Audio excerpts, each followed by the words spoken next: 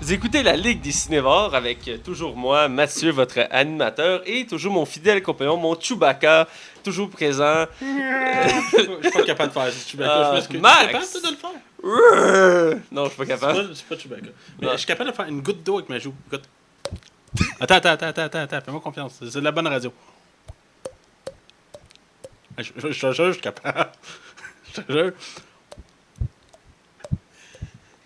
Wow, ça veut pas aujourd'hui. Très intéressant Mais- et très pertinent. T'as des talents qu'on ne doute même pas, Max. Ah, je suis pas capable aujourd'hui. Pratique-toi, prochaine émission, faut que tu Je te jure, je suis réussisses. capable. Je te crois. Je crois. Bref, comment tu vas? Ça va bien, toi. Ouais, écoute, ça va bien. Attends, non, pas vrai. Si je viens de mettre 780$ sur des. Écoute, des French Charles. t'as dû vendre un rein. Ah, man. Je t'ai endetté pendant un an. Faut petit. Ouais, faut le dire, c'est pour ça que notre émission va être décalée cette semaine. Max, t'as beaucoup de bad luck qui te suit. Ben, en principe, j'étais censé. Habituellement, on enregistre le lundi, puis là, on est obligé d'enregistrer le mardi. Mais qu'est-ce qui est arrivé, c'est que moi, habituellement, mon char devait être prêt pour le dimanche. Puis finalement, j'ai été obligé de dormir chez ma mère parce que c'est mon beau-père qui le fait. J'étais obligé de dormir chez ma mère. Puis il est arrivé que le lendemain, il manquait des pièces. Fait qu'il a fallu que j'aille courailler dans le Canadian Tire. Ah, ça a été pénible comme journée, mais tout va bien. J'ai pu me rendre à l'école aujourd'hui. Bon, ouais. Tout est bien qui finit bien. Heureusement. Il est heureux, beaucoup d'enfants. On aime les histoires comme ça. L'enfant, c'est la facture, c'est ça? Oui, et voilà. Bref, cette semaine, on critique un film, disons, à part, un film Mythique. mythique. Voilà, je pense que tu as trouvé le bon terme. Jamais du caca aurait été aussi mythique. Écoute, t'aimes ça le savourer. Green Lantern avec Ronald Reynolds. On va parler entre autres dans l'émission qu'une guerre des étoiles entre Mila et Liane. On va revenir plus tard là-dessus. Et un peu de Azeloth. Ah, on en demande toujours plus, hein? Ah oui, et oui. Alors, Et on n'a pas de Patreon cette semaine. non, J'ai de la peine. fait une couple de semaines. Là. Toi, Sylvain, qui écoute le podcast à chaque semaine, tu sais que tu pourrais donner $1 à des enfants pauvres qui ont de la misère à se nourrir. Mais place, donne-le à 2 barbus qui ont besoin d'amour. Et voilà. Ton message, je crois qu'il va en passer. On va croiser les doigts. Alors, on va sans plus attendre dans les chroniques. Les chroniques. Alors, on est du côté chronique et comme chaque semaine, on parle de ce qu'on a vu et écouté. Et toi, Max, tu as vu un film mythique encore une fois. Oui, écoute, on dirait que j'ai tendance à amener les bons films vers moi. Écoute, comme toujours. TVA cette semaine, c'est pas un poste que j'approuve. Je vais rien dire d'un coup qu'ils veulent nous engager. Ouais, c'est ça. Bon. Non, TVA passait des films. Des chefs-d'œuvre. Ils ont passé la trilogie de Men in Black. Oh! Et j'ai écouté le 2. Mhm. Et c'est épouvantable, hein, comme film. Épouvantable. Ah, écoute, il y a tellement d'écohérences dans ce film-là, il n'y a rien qui marche. Le scénario marche pas, les raisons marchent pas. Écoute, même oui, écoute, je vais donner une anecdote pour ceux qui n'ont jamais vu le film et qui ne connaissent pas cette anecdote-là, parce qu'elle fait quand même longtemps qu'elle roule. Ouais. Au début du film, Will Smith se bat avec un verre géant dans la rue. Ouais. Et le verre défonce la rue. Fait qu'il vole dans les airs, tout ça. Puis Will Smith, à un moment donné, mange un coup de la queue de ce verre-là. Fait que Will Smith revole dans les airs. Mais sur le côté, on voit la rue, mais il n'y a plus de trou, il n'y a plus de verre, il n'y a plus rien. Il y a juste Will Smith qui revole dans les airs pour aucune raison. À un moment donné, Will Smith doit se battre avec un genre d'alien qui est juste comme vraiment laid, là. C'est ça le gag, là, en fait, il est juste laid, là. Puis il envoie comme des mini-lui en petits vaisseaux. Puis Will Smith saute par-dessus les petits mini-vaisseaux, justement, pour aller attaquer le gars qui est pas bon. Ouais. Ben, ils ont oublié de mettre en post-production des petits vaisseaux, fait qu'ils sautent dans les airs. Fait que tu vois clairement qu'il est attaché puis qu'il fait juste sauter dans les airs super haut, genre. Johnny Knoxville est dans le film. Après la moitié du film, il disparaît. On sait pas pourquoi. Il n'y a aucune raison. Écoute, c'est rempli à J'ai rebond. mentionné qu'il y a Michael Jackson dans le film. Ouais, c'était drôle parce que dans le premier, il disait que c'était un alien. Ouais. Là, dans le 2, ils l'ont mis comme caméo. C'est correct, là, mais... Je pense que c'est pour suivre l'idée, là. Ouais. C'est comme dans le 3, il y avait Lady Gaga puis Justin Bieber, là. Puis le partner de Will Smith dans le film, avant que ça soit Tommy Lee Jones, c'est un asti de chien. Mais il est même pas drôle. Il est gossant, là. Ça a pas d'allure. Puis il recycle des gags du premier en faisant ressauter la tête du bonhomme qui sa tête repousse tout le temps, là. Mais tu sais, le 1 il avait tellement bien marché qu'ils ont tout de suite envisagé une suite, puis je pense que ça a été fait sous le tas. Et... Ben, tu sais qu'à la base, c'est basé sur un comics. non, je sais pas. Ouais, c'est basé sur un comics, mais c'est pas drôle. C'est pas de l'humour. C'est super sombre. Ah. Ben, super sombre. C'est sombre, c'est dark, là. Mais, tu sais, ils ont mis Will Smith. Fait que ça... ça aurait pu être sérieux pareil. Là. Ouais, Will Smith fait des trucs sérieux aussi. Ouais, c'est ça. Fait que, mais non, bref, Men in Black 2, c'est vraiment le moins bon des trois, puis de loin. Là. Ouais, ben, même si le troisième il est correct, là, Ouais, il est correct, c'est un bon film. Là. mais ouais, le deuxième, je dirais que. C'est catastrophique. Ouais, catastrophique. L'action est bonne, mais il reste que l'histoire est n'importe quoi. Il reste quand même meilleur que le film d'aujourd'hui. Je suis pas sûr, pas sûr. Ouais, c'est vrai C'est que dur à déterminer. C'est dur à c'est déterminer. sûr, ben, c'est comme comparer à du caca en mousse et du caca qui coule. Ouais, genre. C'est très mature, Je sais que t'aimes beaucoup de parler de caca, je sais pas pourquoi t'es obsédé par ça, là. Ben, je sais que tu te changes pas. Fait que... Mange la merde. Ben, c'est ça que je veux. Bon, toi, t'as vu quoi Bon, cette semaine? Moi, j'en ai vu quand même. J'ai vu 3 films. J'en ai vu 2 au ciné-parc. Puis, j'ai un blanc de 10 secondes. Puis j'en ai vu un avec un de mes amis. On l'a loué au club vidéo. Parce que oui, on peut encore louer des films au club vidéo. Même ça fait très 2002. Ouais, à mais... chaque fois, les caissières sont comme Chris, c'est quelqu'un. Qu'est-ce que tu fais là, mettre votre temps? Netflix, là, Netflix. Ben ouais, en raison, là. Mais c'est quasiment ça, parce qu'on est allé là à genre un samedi soir à 7h, il y avait personne. Là. Ah ouais. Ah ouais, mais c'est drôle parce que Vidéotron, ils sont en train de perdre leur Vidéotron parce qu'ils louent plus de films. Il y a personne qui va louer des films au Mais Vidéotron. ils ont encore ça fermé, hein. Il y a de moins en moins de Vidéotron qui Ouais. existent. C'est Microplay puis les cellulaires qui les font vivre. Ouais. Mais c'est parce que les autres proposent carrément des commandes en ligne sur leur décodeur. C'est comme, ben, c'est parce que tu t'auto-manges, moi. Ouais, c'est ça. Parce que moi, j'aime ça. J'ai toujours aimé ça aller à un club vidéo, regarder les nouveautés, tout ça, se promener. Et il y a beaucoup d'articles aussi pour les geeks comme moi, des articles qui ont rapport avec les films, les séries. J'aime ça voir ça. Et aussi les jeux vidéo, évidemment. Bref, je vais aller avec le moins bon, après on va aller avec le bon. J'ai vu, au cinépark, j'ai vu en premier La Tour Sombre. Avec c'est Omar Sy, je crois, l'acteur principal, le noir. En tout cas, je pense que c'est Omar Sy. Omar Sy, non, c'est le comédien français, ça. Ah, je mets les noms. C'est Iris. Iris. Ouais, Alba. Iris Elba. Ouais, c'est ça. Excusez-moi, j'ai mêlé 2 acteurs. Iris Elba, comme acteur Ça, c'est principal. parce qu'ils sont noirs, méchants Non, racistes. c'est très drôle. Non, et, Tu vas pas embarquer là-dessus? non, je suis pas marqué là-dessus. Et Matthew Connery qui fait le méchant du film, parce que pour une des rares fois, je sais pas si c'est une des premières fois, mais il faisait un méchant. C'était quand même assez particulier parce qu'on n'est pas habitué de voir un méchant. Ça va la dernière fois, apparemment. Ben, ça paraît un peu dans le film. Écoutez, j'ai essayé de l'écouter. Il était un peu dur embarqué. L'histoire, ben, l'histoire a l'air intéressante dans le sens que l'univers a l'air intéressant à voir, mais reste que. J'aime ça que t'aies dit. Mais, Ça a l'air intéressant. j'ai pas réussi à embarquer vraiment dans l'histoire. J'ai aimé l'action. Les scènes d'action sont vraiment cool. Le personnage principal qui se bat avec ses pistolets puis qui recharge rapide, tout ça, c'est vraiment cool. Moi, j'ai dit que Iris Alba, c'est justement le meilleur du film. Ouais, ça, c'est Iris Elba, c'est le meilleur du film. L'enfant conçu qui est comme des pouvoirs ultra puissants qui viennent de la Terre. Ça me gossait encore de toujours mettre comme un enfant, tu sais, l'élu qui doit sauver le monde et l'humanité, tu sais. Ça m'a gossé un peu, puis on a la misère à le voir en héros. Puis aussi le méchant, Matthew Connery, il essaie de nous faire croire qu'il est méchant, tu sais, il nous regarde comme moi je suis le méchant, tu sais. Faut que t'aies peur de moi, là, parce que moi je peux tuer tout le monde. C'est le genre là. de méchant cheap, Là, là. tu sais. Puis il y a comme le regard, puis comme il vient en noir, puis comme. Il n'y a pas de profondeur. C'est que Matthew McConaughey, d'après moi, une des raisons pourquoi il a accepté ce rôle-là, il avait pensé faire un méchant dans Marvel parce qu'il voulait pas s'embarquer dans des contrats tu dois avoir faire 50 films, mais il voulait faire un méchant. Ça faisait longtemps qu'il voulait essayer de faire un méchant. Ben, il y a des rumeurs depuis un certain temps qui les gens le verraient en méchant de Flash, donc Reverse Flash dans le prochain film de Flash. Ils disent qu'il y aurait le look et tout ça pour le faire. Il y a même des images de fans qui ont sorti avec lui avec le costume et tout, puis il fit. Reste que on n'est pas habitué de le voir méchant, puis j'étais pas habitué, je m'attendais, je voulais être surpris, j'ai quand même été surpris, je veux dire, il a tenté l'expérience. Ça reste quand même mieux que ces maudits films d'amour. Là. À un moment donné, je pense qu'il en enchaînait comme une dizaine. Il était fort là-dessus pendant un temps. Ouais, une chance que Nolan leur peut remonter. Là. Nolan, puis aussi quand il a fait True Detective. Là. Ouais, ça l'a vraiment aidé. Là. Ouais, ça prouve que c'est un acteur qui sait jouer. Ouais, mais il a du talent, c'est juste que, tu sais, des fois. Il reste que le film, ben, tu sais, ça reste un film. C'est le genre de film, c'est la mode depuis quelques années. On prend un roman qui pogne. Surtout de Stephen King. Puis de Stephen King, puis genre, on fait un film avec, puis ça va pogner, tu sais. Mais des fois, l'histoire sort tout croche, ou il est tellement Ils compliqué. veulent tout te refaire un Harry Potter. Hein? C'est un peu ça, pareil. Ils veulent le succès d'Harry Potter, mais. Ouais, parce que je sais que c'est comme plusieurs livres, donc je sais pas si ça va marcher, mais il reste que. Ben, il me semble que c'était plusieurs livres. Au box-office, c'était genre. Par contre, le deuxième film que j'ai vu au cinépark, j'étais pas certain au début si j'allais l'aimer, mais finalement, c'était une très belle découverte. C'est Baby le chauffeur.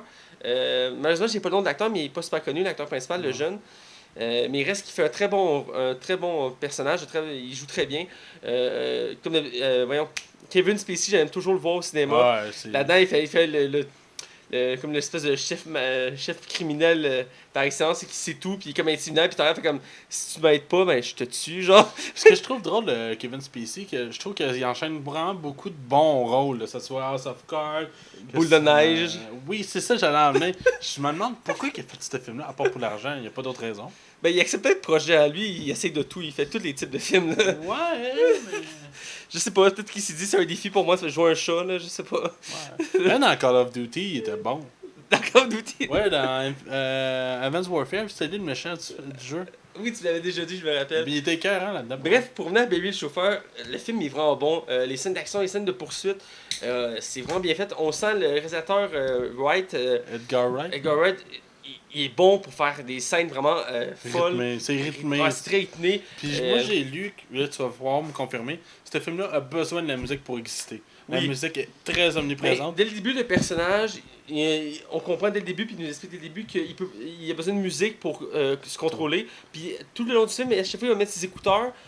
On va juste entendre la musique, on n'entendra rien d'autre que la musique, puis il va y avoir une scène d'action, un combat, des fusillades, mais c'est juste la musique qu'on va entendre, puis c'est vraiment c'est des musiques connues, puis ça fit avec l'ambiance de la scène. C'est vraiment, ça me faisait penser un peu aux scènes qu'on voit Quicksilver dans les X-Men, quand il met ses écouteurs, puis il court full vite. Puis la musique, on entend juste la musique, mais c'est le même principe. Dès que la musique part, les scènes prennent vraiment leur sens. Leur sens, c'est ça. C'est fou comment la musique. C'est un film qui est lié à la musique, là. C'est débile. Puis l'histoire est bonne. Je dirais qu'il y a deux petits maillons faibles qui m'ont gossé. Le premier, c'est Jimmy Fox. Il fait genre un gangster de rue, genre qui se croit être le plus big. Puis genre full impulsif, puis il menace tout le monde, puis il tire sur tout le monde. Puis il m'a comme gossé. C'est lui qui crée comme toute la merde dans le film. Puis genre. Ça m'a gossé, là. Il était comme genre. Tu sais, je sais pas, là. Je sais qu'il C'est un personnage que t'as pas apprécié. Non, c'est ça, tu sais, il fait des rôles variés, cet acteur-là, mais là-dedans, il m'a gossé. L'autre maillon faible, c'est la fille principale, la copine De Baby. de Baby. Genre, elle fait comme la. Tu sais, il se voit la première fois, puis elle dit genre, mon rêve, c'est de partir sur la route à écouter de la musique, passer mon temps avec de la musique. Il dit, moi aussi, c'est mon rêve, puis genre, c'est de là que les déclics se fait, puis là, après, ils sont amoureux tout de suite, puis leur but, c'est de faire ça, mais lui, il peut pas, parce qu'il est lié à un contrat.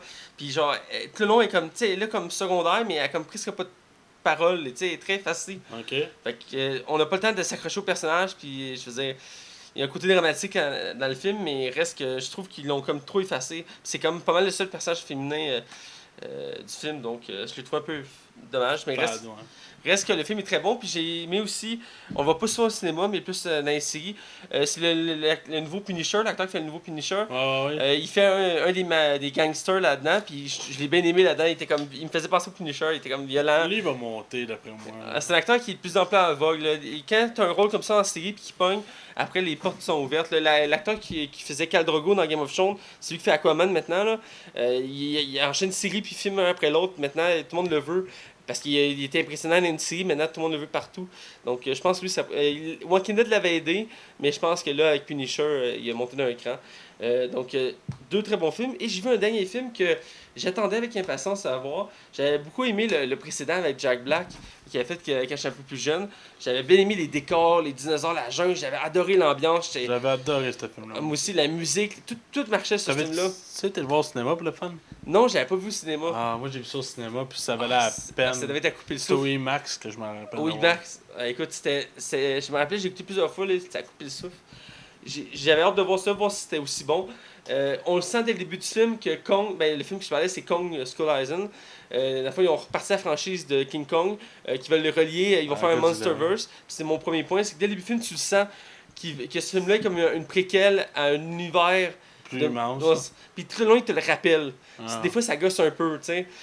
C'est pas des gros éléments qui te le rappellent, mais quand tu le sais, ça, puis tu observes, tu le sens. Puis le film finit. Le film est bon, l'histoire est bonne, l'action est bonne, les décors sont fous à couper le souffle. King Kong, il a ça qui est pas mal plus gros que l'original, que l'autre. Écoute, il est énorme, là. Dès le début du film, il arrive sur l'île, puis l'île est entourée d'une tempête, puis il arrive avec des hélicoptères, c'est comme ça qu'il arrive sur l'île. Puis il avance dans le jungle, puis commence à essayer leur base. Puis ils font OK, on va traverser la montagne, puis ils traversent la montagne. Tu vois juste un arbre arriver, il y a un hélicoptère qui éclate, tout le monde se retourne, t'as juste la face de King Kong, qui est genre la largeur de 3 hélicoptères. King Kong, on le voit souvent dans le film, pour vrai? Oui, on le voit tout le long du film, on le voit dès qu'il apparaît, après on le voit quasiment tout le temps. Surtout parce que dans le film, il est vu comme Ben, il est perçu comme le méchant du film, quasiment le trois quarts du film. Parce que dans le fond, le vrai méchant du film, c'est Samuel L. Jackson, qui fait le genre lui qui gère les soldats dans le film. Et il va vouloir venger les morts qui ont été tués par King Kong en l'affrontant et en voulant le tuer. Parce que dans le fond, le film, pour mettre en contexte, c'est très fidèle à l'origine de King Kong. Ça se passe après la Deuxième Guerre mondiale, après qu'il ait piché les bombes nucléaires. Ils ont fait des tests sur une île tropicale, c'était là. Ben, proche de là, qu'on piché des bombes, ça a fait des radiations, tout ça. Et là, c'est la fin de la guerre du Vietnam. Et à la journée de la guerre du Vietnam, il demande à Samuel Jackson, qui est un lieutenant, de prendre ses hommes puis d'aller escorter des scientifiques. Puis ces scientifiques-là, c'est les personnages principaux qu'on suit au début. Que eux, ils cherchent, ils courent après des monstres. Ils disent que dans le monde autour de nous, il y a des monstres. Puis personne les voit, puis ils sont des dangers, il faut les trouver puis les éliminer. Fait qu'il réussit à convaincre le gouvernement de financer une campagne pour aller sur cette île-là, qui est une île que personne n'a réussi à aller encore. Et ils vont aller sur l'île pour trouver King Kong, puis leur but c'est de l'éliminer. Puis là, c'est là que tu apprends, dans le fond, qu'ils travaillent pour un organisme. Ben, je détaille toute l'histoire, mais dans le fond, dès le début, ils travaillent pour Monaco. Puis dans le fond, Monaco, c'est ça qui va faire le fil dans tous les films. Parce que c'est une organisation qui chasse les monstres. Donc, Kong est le premier. Je sais pas si Godzilla compte ou c'est le nouveau Godzilla qui va compter, mais ça va être le premier film qui va créer l'univers des monstres, puis qui va relier Godzilla, King Kong, ils veulent qu'ils s'affrontent, tout ça. Donc, c'est pour ça aussi qu'il est énorme, mais il reste que le film il est bon, l'action est bonne. Mais j'ai l'impression qu'il est moins ambitieux que King Kong avait été de Peter Jackson. J'ai trouvé un peu moins ambitieux, j'ai trouvé les décors un petit peu moins époustouflants. Il y a par contre beaucoup de combats, contrairement au premier King Kong, parce qu'il affronte beaucoup sur l'île de Kong, il y a beaucoup de gros lézards, des espèces de dinosaures, mais irréalistes qui affrontent, qui se battent contre. Puis j'ai trouvé la fin un peu molle. La fin elle nous laisse comme pour nous dire, ok, il va se passer de quoi après. Ouais, j'ai vu la fin au cinépark. La scène crédit, là. Ouais. Je l'ai vu, mais je vais pas le dire, là, parce qu'il y a du monde qui l'ont pas vu, là. T'en as dit en masse. Ouais.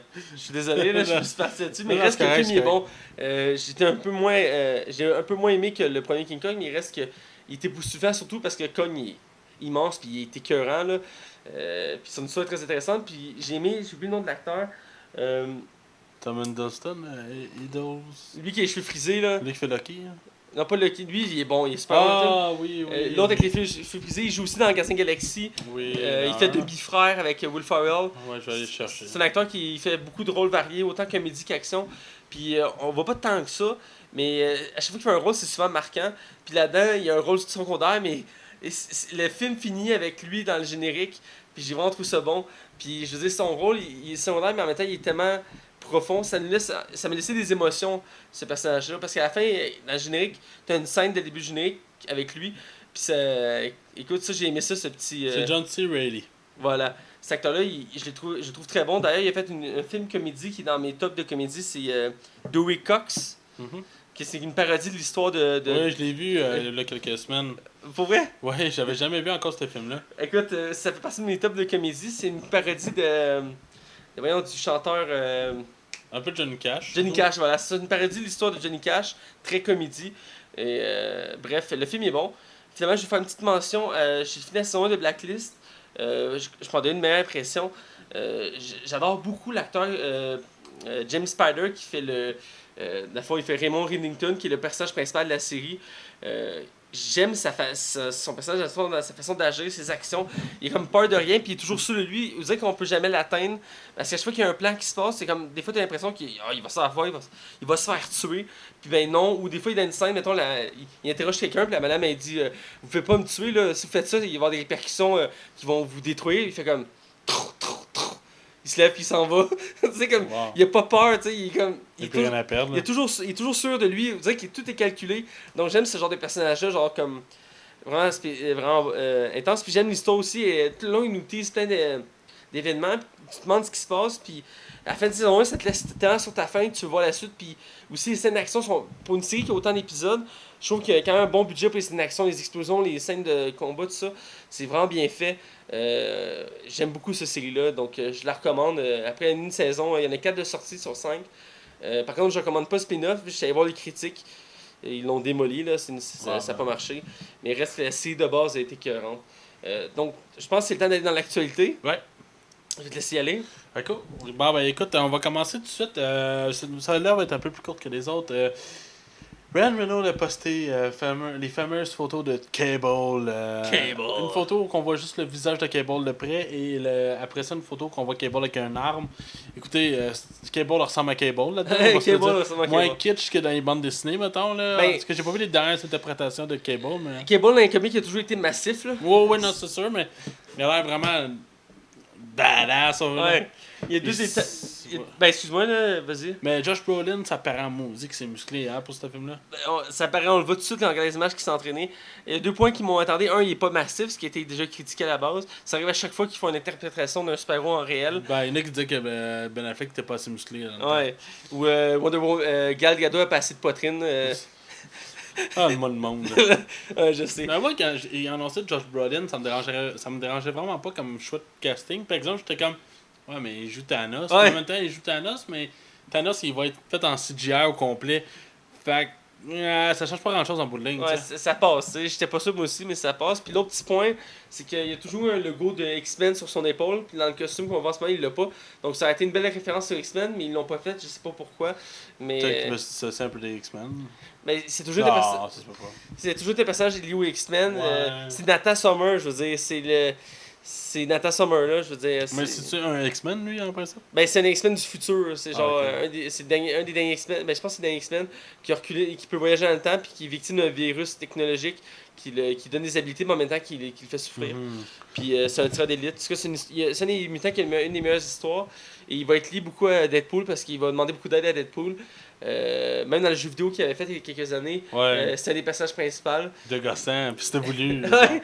Puis reste que c'est un très bon personnage. Comme je dis, j'étais un peu déçu. Ben, il est quand même cut, mais c'est le genre de personnage qu'il aurait pu prendre un acteur plus cut pour rendre encore plus. Puis ils vont le mettre dans le film, puis tu vas l'aimer. Le monde, à chaque fois. Je sais, mais tu sais, rien ne empêché de prendre genre, je sais pas moi, un John Cena ou The Rock, tu sais.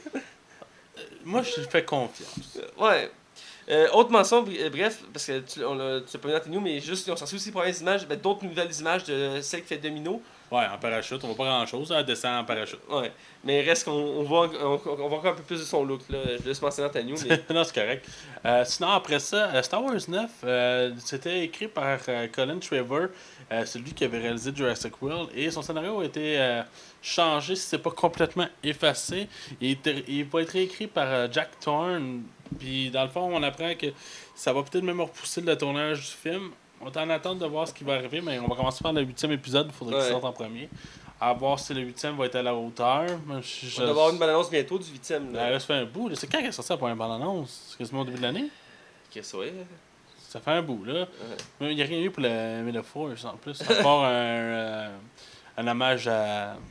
Voyons, malheureusement, à Carrie Fisher. Okay. Mais autrement, on n'a pas eu d'autres choses. Fait que je sais pas ce qu'ils font avec ça. Ouais. Mais pour que Disney, ces derniers temps, tu sais, c'est comme... je me rappelle, Rogue One, il avait coupé beaucoup de scènes qui n'étaient pas dans le... Ils ont coupé beaucoup de scènes qui n'étaient pas dans le film. Puis, je me demande si Disney ils ont comme une crainte, là. J'ai l'impression qu'ils ont peur de perdre des pédales, là. Ben, ils font attention, c'est une franchise qui a un fort potentiel. Faut faire attention. Tu peux pas faire une recette comme à la Marvel, là. Non. C'est plus délicat, là. Mhm. Puis dernière nouvelle, c'est une nouvelle que je trouve quand même relativement très importante. Je pense que tu vas être d'accord avec moi, Mathieu. Mila World, qui détient les bandes dessinées comme Kick-Ass, Want, ou j'en oublie, là, Kingsman. ou Kingsman, qui sont... Netflix a acquis les droits du studio. C'est des droits des comics, là. Ouais, des comics. Mais c'est un studio dans ce temps-là. C'est un studio. Ben, C'est c'est un comme. studio de comics. Je sais pas s'ils ont déjà produit. Ben, ils ont déjà produit des films, mais c'est parce que c'est pas eux qui produisent, c'est genre Fox ou Sony, je sais Ouais, plus. c'est ça. Ouais. Mais en tout cas, bref, Netflix, ça veut dire, vu que Kick-Ass, d'après moi, n'aura jamais de troisième. En tout cas, c'est mal parti. Ben, il avait laissé une scène dans le générique disant qu'il voulait faire un troisième, mais. Ouais, c'est ça, mais vu que c'était plus Matthew Vogue, ça paraissait en maudit. Là, que c'était... Le deuxième était vraiment pas mal en dessous du premier. Là. Ouais. Mais Kingsman, il y en a un deuxième. Oui, mais c'est Matthew Vogue qui le réalise. Il n'y a jamais de hasard dans la vie. Il y a jamais de hasard, ouais. Puis Wanted, je sais pas, il me semble qu'il faut dire Want. Mais c'est un genre de film que j'avais capoté avec Angela Jolie. Puis, J'ai jamais vu ce film-là. Ah, c'est le film qui défie les balles, hein. Oui, moi j'ai écouté ce film-là, je pense 20 fois. Ah oui. Ah oui, j'adore ce film-là, c'est malade mental. Puis tu sais, ça va plus loin que juste cover des balles. Puis Chris Pratt faisait une apparition dans cette film. Ouais. Il jouait son meilleur ami à l'acteur principal, mais qui couchait avec sa blonde. Ok. Fait que le gars, il était un trou de cul bien raide, mais Chris Pratt, dans ce temps-là, il était vraiment, vraiment pas connu, là. Ok. Bref. Ça reste une grosse annonce, je veux dire. Après Disney qui ont obtenu Marvel, Miller Ward, c'est un des plus gros aussi. Ouais, puis il y a une rumeur que j'ai vu passer par rapport à Netflix, c'est que Disney aurait retiré son entente avec Netflix. Ça veut dire que, mettons, les films de Star Wars qui s'en venaient sur Netflix ou des séries comme Marvel pourraient s'en aller parce que apparemment que Disney chercherait à avoir sa propre plateforme de diffusion. Ça commence à me gosser, ça. C'est pas officiel encore, mais ouais, ben c'est rendu que tout le monde veut leur plateforme. Amazon a sa plateforme, HBO a sa plateforme. À force que. Tu sais, je me rappelle quand Steam a vraiment pris une ampleur vraiment importante. Ouais. Mais là, Uplay est arrivé, Origin est arrivé, puis j'en oublie probablement. Mais il y a personne qui marche comme Steam, on est d'accord. Ouais. Fait que pourquoi faire pareil avec Netflix? Hey, on va tous s'en aller de Netflix pour pas rien faire comme nous autres. Mais ouais, mais le monde aime ça avoir une seule place à aller. Moi, je trouve ça gossant, je suis d'accord avec toi. Moi, ça me. C'est facile quand c'est un endroit qui a plein d'endroits, ça gosse. Là. Ben, c'est parce qu'on peut pas C'est pas commencer à officiel avoir. encore, mais s'ils le font, ça serait décevant. Là. Ben, pas juste ça. Tu veux-tu commencer à payer 4 abonnements, là? Ah, mais ça n'a pas de chance. Je pense que HBO aussi qui a leur propre plateforme. Ouais, Amazon qui commence à être gros. Amazon Prime. Mais crème, ça va vite, là. Ah, puis YouTube, ils ont leur plateforme aussi. Ouais, YouTube Red, là, je sais pas si ça pogne autant, là. Mais... J'ai jamais checké celle-là encore. Là. Ça, je pense que ça marche pas fort, mais je suis pas sûr. Ouais. Bref, c'est tout pour mes nouvelles cette semaine. J'ai rien de plus que ça. On a filtré, il n'y a pas grand-chose de... On patine aujourd'hui. On patine un peu. Moi, j'ai deux nouvelles au sujet du nouveau Hellboy qui vont faire sans... le réalisateur des précédents, c'est déjà été critiqué pour ça. Mais ils ont déjà choisi deux gros acteurs du cinéma pour jouer dans le film. Il y a d'abord Ian McShane, Ouais. lui qui faisait entre autres Barbe Noire dans le 4e Pierre des Caraïbes, ou qui joue dans la série en ce moment American Gods, qui fait un très bon personnage. Il est très bon. Ou même dans John Wick, c'est un peu le parrain des assassins. Un de ceux qui En gère. guillemets, là. J'aime beaucoup cet acteur-là. Il a une bonne prestance puis un bon charisme. Quand on le voit parler, puis on le sent là, qu'il est profond dans son personnage. Il va jouer un des personnages qui était déjà là dans les précédents films. C'est un des Le personnages. professeur Bloom. Professeur Bloom, voilà, qui était joué par un acteur qui est mort malheureusement. John Hurt, qui est malheureusement décédé. Oui, et donc c'est un des personnages qui revient. C'est le premier personnage confirmé qui était dans les anciennes franchises, à part Hellboy, qui va revenir. Et on a aussi Mila Djokovic. Qui va jouer la Reine du Sang. La Reine du Sang, qui va faire une des méchantes du film. C'est confirmé que c'est pas la méchante principale, mais une des méchantes. Puis c'est une méchante qu'on n'a pas encore vue dans les films. J'espère que Mila Jovovich va être capable de jouer. Tu trouves qu'elle est capable de jouer?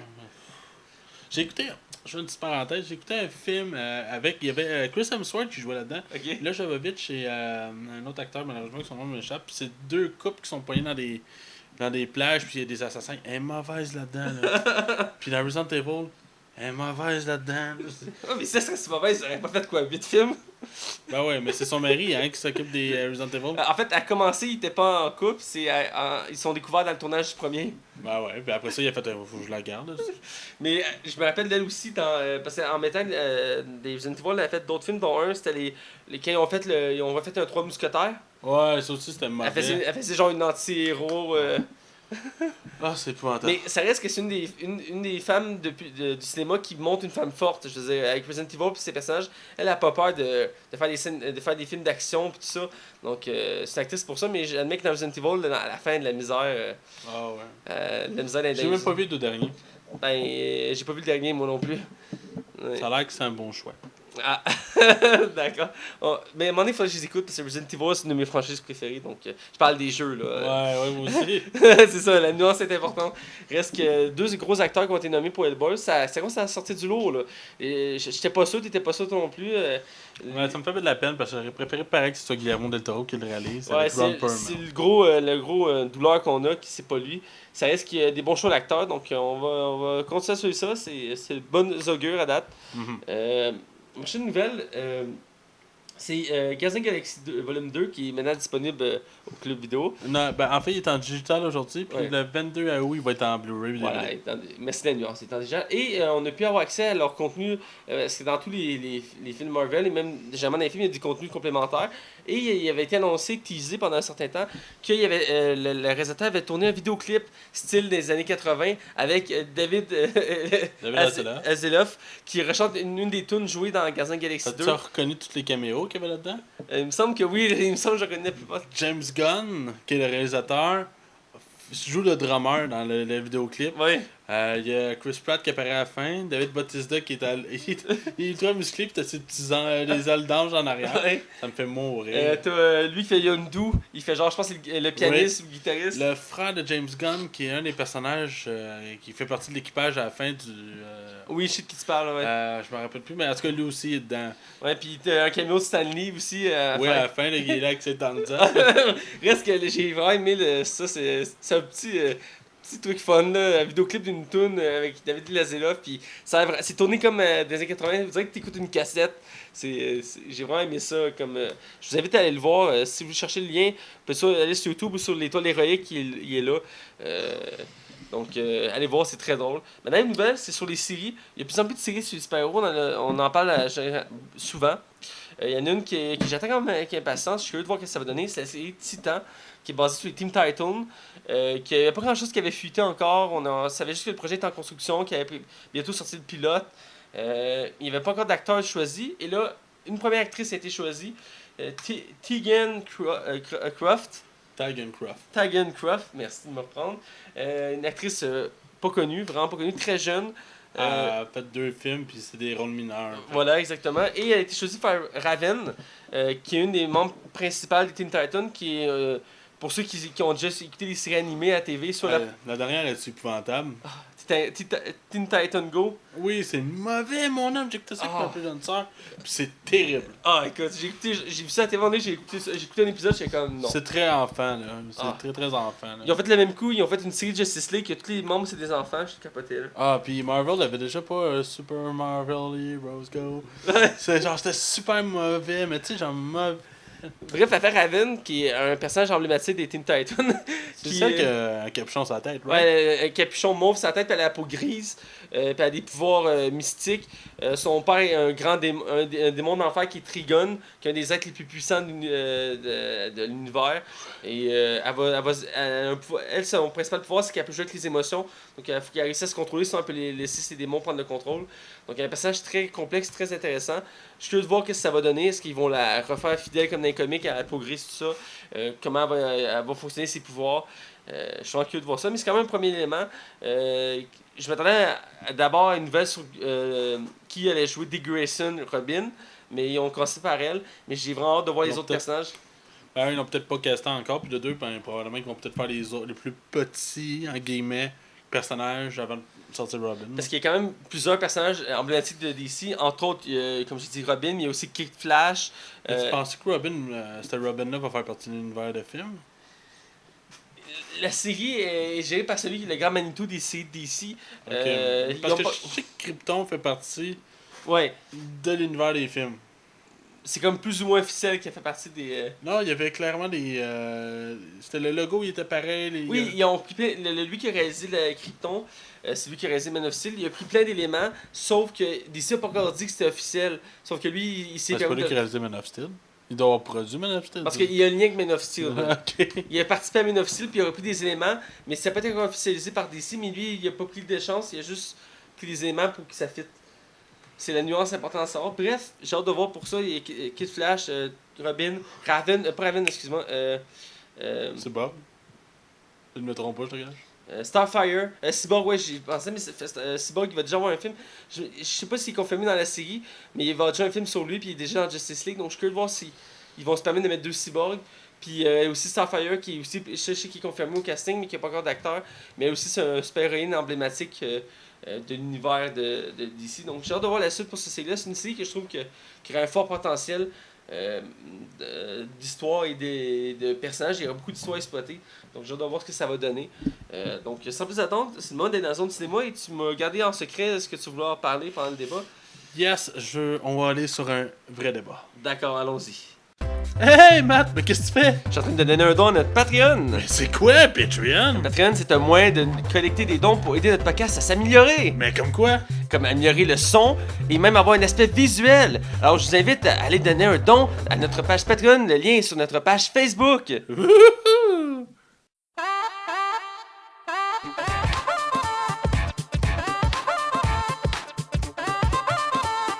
Bienvenue dans la zone cinéma.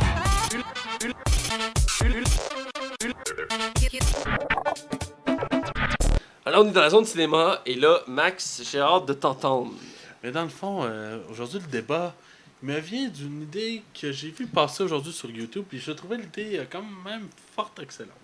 En fait, le débat va porter sur le fait que... Des vidéos de chats. Oui, c'est ça. Dans le fond, toi, le mignon là, qui sort dans le fan, là, c'est drôle. Ah, c'est tristement. Non, mais sérieusement, il y avait quelqu'un qui disait, moi, je suis né dans les années 90, à peu près comme toi puis moi. Ouais. Il disait, les films des années 90 à début 2000, c'était la meilleure slot de films qu'on avait eu, puis que par après, il n'y a jamais rien eu autant de qualité que ça.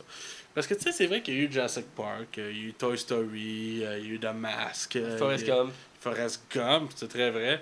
Il y a eu plein de bons films qui sont sortis dans les années 90, puis qu'après, dans le fond, on est tombé vraiment beaucoup dans la mode des super-héros, tout ça. Et je me disais, toi, avec la réflexion que tu as actuellement, puis malgré tous les films que tu peux voir plus récemment, est-ce que tu dirais que les films des années 90 avaient le mérite d'être plus original côté niveau histoire, et est-ce que tu dirais qu'actuellement le cinéma stagne un peu? Je dirais qu'il y avait une saveur avant qu'on voit un peu moins maintenant.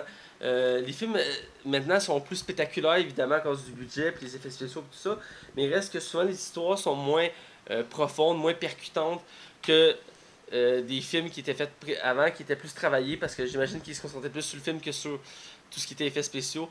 Ou, parce que je sais pas où elle s'est perdue la saveur, mais souvent beaucoup de films classiques du cinéma viennent des époques des 90-80 avant, que maintenant, oui, on est dans une phase du super-héros, tout ça, mais il reste que beaucoup de films, c'est ça, des suites, des reboots. Les films qui sortent sont pas aussi marqués. Il n'y a pas tant de films qui sortent du lot à part les films de super-héros. Mais ce qui est plate, c'est qu'on arrive avec un film comme Baby, tout le monde trouve ça ultra rafraîchissant, mais ça devrait être le feeling qu'on a à chaque film. C'est ça, tu sais, à l'époque, quand t'allais au cinéma, t'étais ébloui, là, tu sais, t'as regardé un film, t'es comme, wow, tu sais, t'avais pas vu de bonne annonce, t'avais juste vu l'affiche, tu regardes, tu sais, avant, quand t'allais au cinéma, C'est ce que les affiches. tu regardais les affiches, ok, ah, cette affiche-là, elle me vend le film. Ou Ouais, juste annonce à la télévision. ouais, des fois, t'avais le droit à l'annonce à la télévision qu'il y avait. Ou les critiques d'un journal, où c'était beaucoup le bouche-à-oreille, mais Internet était pas aussi omniprésent. Non, Puis quand un film devient mauvais, tout le monde le bâche. Quand un film devient très bon, tout le monde l'encense, et tu finis par avoir un lot de monde qui sont comme, c'est pas vrai que c'est de nos jours, ça va tellement vite que dès que ça part une critique, c'est débile comment en 2 secondes un film peut être détruit. Ah ouais. Qu'avant, il y avait un espoir, même si le film était considéré pas si bon que ça ou mauvais. Ben, Pirates des Caraïbes, depuis ses critiques sont sorties, le film, le dernier, là, on parle, Ouais. il a fait la moitié moins que le précédent. Les critiques, c'était maintenant, les gens s'y fient, je sais pas si c'est plus qu'avant, mais il reste que c'est plus percutant parce qu'on les voit plus. Mais je trouvais qu'il y avait une manière de faire des scénarios plus intéressants. Tu sais, Jurassic Park, oui, c'est une adaptation d'un livre, j'en suis pleinement conscient. Mais Jurassic Park avait le charme avec des animatroniques, ce que Jurassic World n'avait pas. Tu sais, il y avait beaucoup l'effort du hey, on fait des décors malades avec des animaux. Tu sais, il y avait vraiment un amour du cinéma. Puis Steven Spielberg fait partie, d'après moi, des meilleurs réalisateurs de tous les temps, parce qu'il a innové, puis il y avait une passion que malheureusement que je trouve qu'on retrouve moins. Tu sais, on a eu il y a pas longtemps Marvel pendant leur avant le San Diego, c'est le D23 que ça s'appelle, puis ils ont annoncé que que les 10 premières années de Marvel étaient finies. Fait que là, ça veut dire qu'ils annoncent une autre 10 ans, là. Ouais. Ils vont faire 20 ans de films de super-héros, là. Ça commence à faire beaucoup, là. Tu sais, ça veut dire qu'il y a un autre bloc de 10 ans qui s'en vient. Là. Ouais, écoute, c'est comme c'est une vague, hein. Je veux dire, on a eu l'époque des westerns qui avaient juste ça au cinéma. Ça va par vague. Dès qu'un principe fonctionne, il l'exploite à fond. J'adore les super-héros, j'aime ça en voir, mais c'est sûr que quand on voit juste ça, puis ça empêche de voir d'autres styles. Ben, c'est parce que je me rappelle, à chaque fois que j'écoutais, mettons, la première fois que j'ai vu Hot Fuzz, je me rappelle, je m'attendais absolument à rien de ce film-là, j'étais sur le cul, j'ai eu du fun. Quel film? Hot Fuzz, avec Sean Pegg et puis Nick Frost. C'est lui qui a fait Sean les Zombies. Oui, je sais, mais le film en tant que tel, le nom me dit Super Flick, je pense, en français. Ah, Super Flick, ok, ouais. On va voir que tu connais pas le nom en anglais. Franchement. Non, mais c'est ça, c'était des films comme ça que je m'attendais à rien, puis que je me rappelle, j'étais, wow, ça c'est cool. Ou même avec Jason Statham, ça c'est un peu plus récent, là. C'était Cranky, le premier Cranky, je me rappelle, j'avais le goût de voir ce film-là, puis je me disais, je sais que ça va être absurde, je sais que ça va être con, mais pendant 1 heure et demie, je vais voir quelqu'un qui va faire tout pour se réveiller, puis qui va tout faire n'importe quelle niaiserie, puis c'est un des charmes, mais même des films d'action des années 90 que j'apprécie plus que des films d'action actuels. Oui, on a des effets visuels qu'on n'avait pas à l'époque, mais on avait aussi des scénarios plus originaux. C'est sûr qu'il y a eu son flopé de flop aussi. Écoute, j'ai des classiques de cette époque-là que je me tente jamais de voir. Il y a plusieurs films, exemple de Thomas, mon père, de Forrest Gump, Ouais. que je me tente jamais de le voir. Celle de Ryan. Je l'écoute encore. Celui de Ryan, écoute, il dure quasiment 3 heures ce film-là, mais ça me dérange pas de l'écouter. Il est tellement bon, il est tellement fou. Même Jim Carrey, à cette époque-là, il était en effervescence. Jim Carrey, Bruce le Tout-Puissant. Truman. Je pense que Bruce le Tout-Puissant, c'était les années 2000, ça se peut-tu? Ah, ça se passe sur des. Je sais que Truman Show, c'est dans les années 90. Mais il reste qu'il y a beaucoup de clans classiques de cette époque-là. Même Adam Sandler faisait des meilleurs films. C'est vrai, Happy Madison puis Happy Gilmore, c'était des bons films. Ouais. Écoute, Happy Madison, Happy Gilmore, je veux dire, ça c'était quelque chose. Écoute. Quand il dit au gars, ouais, des petites merdes comme toi, j'en mange à tous les matins. Ah, c'est pour ça que tu pues de la gueule. J'ai tellement trouvé bon. Non, mais c'est ça. Mais tu sais, oui, mais il y a quand même eu son lot de reboot, puis même des années 90. La famille Adams, je pense à eux autres. Ouais. C'était-tu bon, ça? La série originale, ok, c'est une des séries préférées à ma mère. Je l'ai écouté. Puis elle jouait à Cinépop, puis Cinépop Prise 2, puis je l'ai écouté avec mes parents quand j'étais chez mes parents. Ça a à peine vieilli, hein? Puis même, c'est en noir et blanc, mais ça reste super bon. Ouais. Je l'écoute, puis j'adore ça. C'est un univers assez particulier. Mais la première série est vraiment bonne. Ils l'ont refait une deuxième fois en couleur avec de nouveaux acteurs, tout ça. C'est un peu moins pogné. Il a fait un film aussi, je me rappelle. Mais il reste qu'une vibe marquante. Même, il y avait un épisode spécial de Scooby-Doo dans la série Scooby-Doo où il allait chez la famille Adams enquêter. Puis t'avais tous les personnages, puis c'était les mêmes acteurs qui faisaient les voix. Écoute. Mais je me demande, est-ce que c'est la nostalgie qui frappe ou c'est vraiment nous autres qui est juste difficile? Ben, il faut dire, si tu demandes à quelqu'un qui est né dans les années 2000, c'est quoi les films qu'il préfère, je pense qu'il n'a pas le même point de vue que nous deux. Non, c'est sûr. C'est comme les gamers de nos jours, tu leur demandes c'est quoi le jeu c'est quoi son jeu préféré, il va dire Call of Duty. Tu diras pas Call of Duty, toi. Non. Tu sais, tu vas dire, moi c'est Crash Bandicoot 1 sur PS1, c'est mon jeu, tu sais. Fait que c'est la petite fibre nostalgique que je pense qu'il prend de Il y a un côté nostalgie, mais en même temps, je pense qu'il y a une qualité. On en parlait tantôt, mais j'ai l'impression souvent qu'on a des films, tu sais, la Tour Sombre. Je trouvais qu'il y avait un fort potentiel. Je regardais ça, j'étais comme shit, ça a l'air bon. Mais c'est encore une adaptation pareil. Oui, c'est une adaptation, mais c'est ça, c'est très fort pour le cinéma, cette adaptation. Puis je regardais le film, j'étais comme, ok, il est intéressant pour certains points, mais il reste qu'il est fade. Ouais. Puis ça arrive souvent que j'écoute des films, puis je suis comme. On est hype des fois. Je me rappelle Godzilla, quand j'étais allé le voir, le dernier, là, j'étais hype en Christ. Puis je suis sorti là comme, c'était ça. Écoute, j'écoute souvent mes films avec un de mes amis qui s'appelle Ismaël, puis le 3/4 du temps quand on écoute des films, il va être sur son sel en train de regarder sur son sel parce qu'il va trouver le film fade, tu sais, il va le suivre, mais il va comme, il captera pas son attention, mais quand... Puis toi, tu me chicanes quand je check juste l'heure. Ouais, c'est ça. Mais quand il est pas sur... Je l'observe, quand il est pas sur son sel, puis il regarde le film, Ça dit que c'est bon. c'est que le film, il est bon. Puis je suis d'accord parce que je regarde le film, je le trouve bon.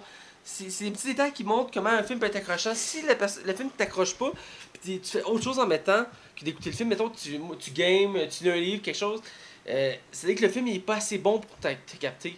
C'est-à-dire qu'il manque de quoi à la salle. Si le film il est vraiment profond, il y a une structure, une direction artistique, la musique, tout ça, tous les éléments qui font un film viennent te chercher, puis t'embarques dedans. Moi j'aime ça m'assire le soir ou tout simplement, peu importe le temps, dans mon fauteuil. Et te masturber. J'écoute un film, écouter une série, puis d'être surpris, puis d'être comme, wow. Puis d'avoir des réactions, puis tu sais, je suis souvent tout seul à écouter. C'est un truc, des fois, je trouve dommage. Je suis comme, hein, wow. Puis je suis comme, ah, c'est vrai, il y a personne autour de moi. Je suis comme, Il te manque une demoiselle à côté, toi. C'est ouais, ça qui va t'aider. ouais, c'est ça. Tu sais, je suis comme, sans mots, je suis comme, voir qu'il a fait ça, puis je suis comme, voir quelqu'un penser à faire ça pour un film ou une série. Tu sais, les tourneurs, des fois, t'es comme, ça te fait tomber de ta chaise, là. Ouais. On voit moins ça avant. Maintenant, je veux dire, avant, on voyait ça plus souvent. Tu sais, il y a des. Tout le monde se rappelle du punch du Simpsons. C'est le sens Unbreakable.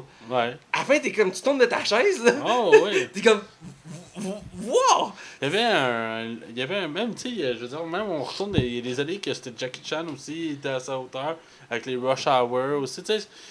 Je m'ennuie un peu de ce charme-là. C'était pas tout était full beau, tout CGI, tout calculé, parce qu'on dirait que les films aujourd'hui Parce que ça a peut-être toujours été le même. Là, je connais pas tant l'industrie du cinéma dans ce niveau-là. Mais je me dis, est-ce que tous les films sont faits parfaitement, au seconde près, puis tout est. Tu sais, ça a l'air tellement plus naturel. En tout cas, c'est le sentiment que j'ai. Ben, j'ai déjà écouté le grand classique Cléopâtre, un des films les plus coûteux de tous les temps. Le Puis les deuxième plus film longs aussi. Là. est un des plus longs. La version originale dure 8 heures. La version cinéma dure 4 heures. À 8 heures! 8 heures! Je sais que t'aimerais ça l'écouter. Là. Hey, 2 heures, je trouve ça long! 8 heures! La version cinéma courte, là, est 4 heures. Come on. Puis la version DVD qu'on a sortie est genre 3 heures cuque. Là. Ah, ils l'ont rapetissé ça encore? Pour la version DVD, là, tu sais, pour toi, là, tu sais. Faut que ça rentre dans le DVD. Là. Tu sais, ouais. Bref, j'avais écouté, puis j'avais regardé le making-of de ce film-là, parce que j'étais intrigué. Et tous les décors Sont du vrais. film, ils ont construit, tu sais, il y a un moment donné, il y a une bataille navale, tous les bateaux qu'on voit, ils ont été faits. À un moment donné, il y a une scène que César vient en Égypte, à Alexandrie, et là, ils réunissent le peuple, puis chaque personne que tu vois dans la foule, c'est pas la même, c'est tout du monde. Ils ont pas fait par ordinateur, puis tu vois le souci du détail. Si tu regardes un film de nos jours, puis tu regardes un film genre, je sais pas moi, Ben, regarde, je vais te donner un très bon exemple de film comparable à ça. Titanic. Titanic, le monde, James Cameron tenait tellement que ce projet marche que le monde, les figurants qui sont dans le film, ils ont pris du monde qui ressemblait le plus possible aux personnes qui ont fait le naufrage. aïe aïe. Pour vrai, là. Puis c'est des décors, écoute, il y a eu à peine de rajouts de personnes faites par ordinateur, là. Généralement, tout était conçu, là, tu sais. Tu sais, ça, c'est un souci du détail qu'on voit moins maintenant. Souvent, maintenant, les foules sont faites numériquement, les armées, mettons, dans les On a pu, je me rappelle qu'on voyait dans le temps des making-of de films, on était impressionnés par beaucoup de choses. On dirait, wow, qu'ils ont fait ça, ils ont Bon qu'on pensait à faire ça comme ça. C'est super brillant. Aujourd'hui, tout est fait par ordinateur. Ouais, c'est sûr, c'est cool. Parce que ça a du bon, là. Ouais, c'est du bon, mais c'est juste que d'un côté, t'es moins impressionné. Ben, tu sais, je veux pas retourner sur le style Batman v Superman, mais je me rappelle à la fin, j'étais saturé des effets spéciaux. Un peu comme notre film aujourd'hui, comme de fait, là. Ouais, mais reste, ou exemple, les Transformers, que c'est effets spéciaux par effets Ah, spéciaux. c'est juste ça pendant 3 heures. Ils sont longs en plus, les films. J'avais aimé direct parce que pour la sortie du dernier, il avait fait sortir une vidéo, c'est comme le making of du film, puis c'est les Transformers, c'est les acteurs, puis t'as comme les Transformers, puis t'avais juste des fonds verts autour d'eux, puis il y avait leur script dans leurs mains, puis ils devaient faire leur scène d'action.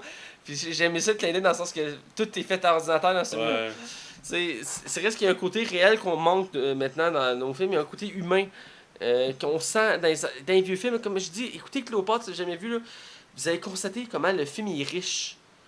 Il est quelque chose, ce film-là. Il me semble que ce film-là n'a pas eu des critiques si favorables en plus. Pas tant que ça, mais reste qu'il fait partie des films classiques du cinéma. Mais tu vois qu'il est vivant, ce film-là.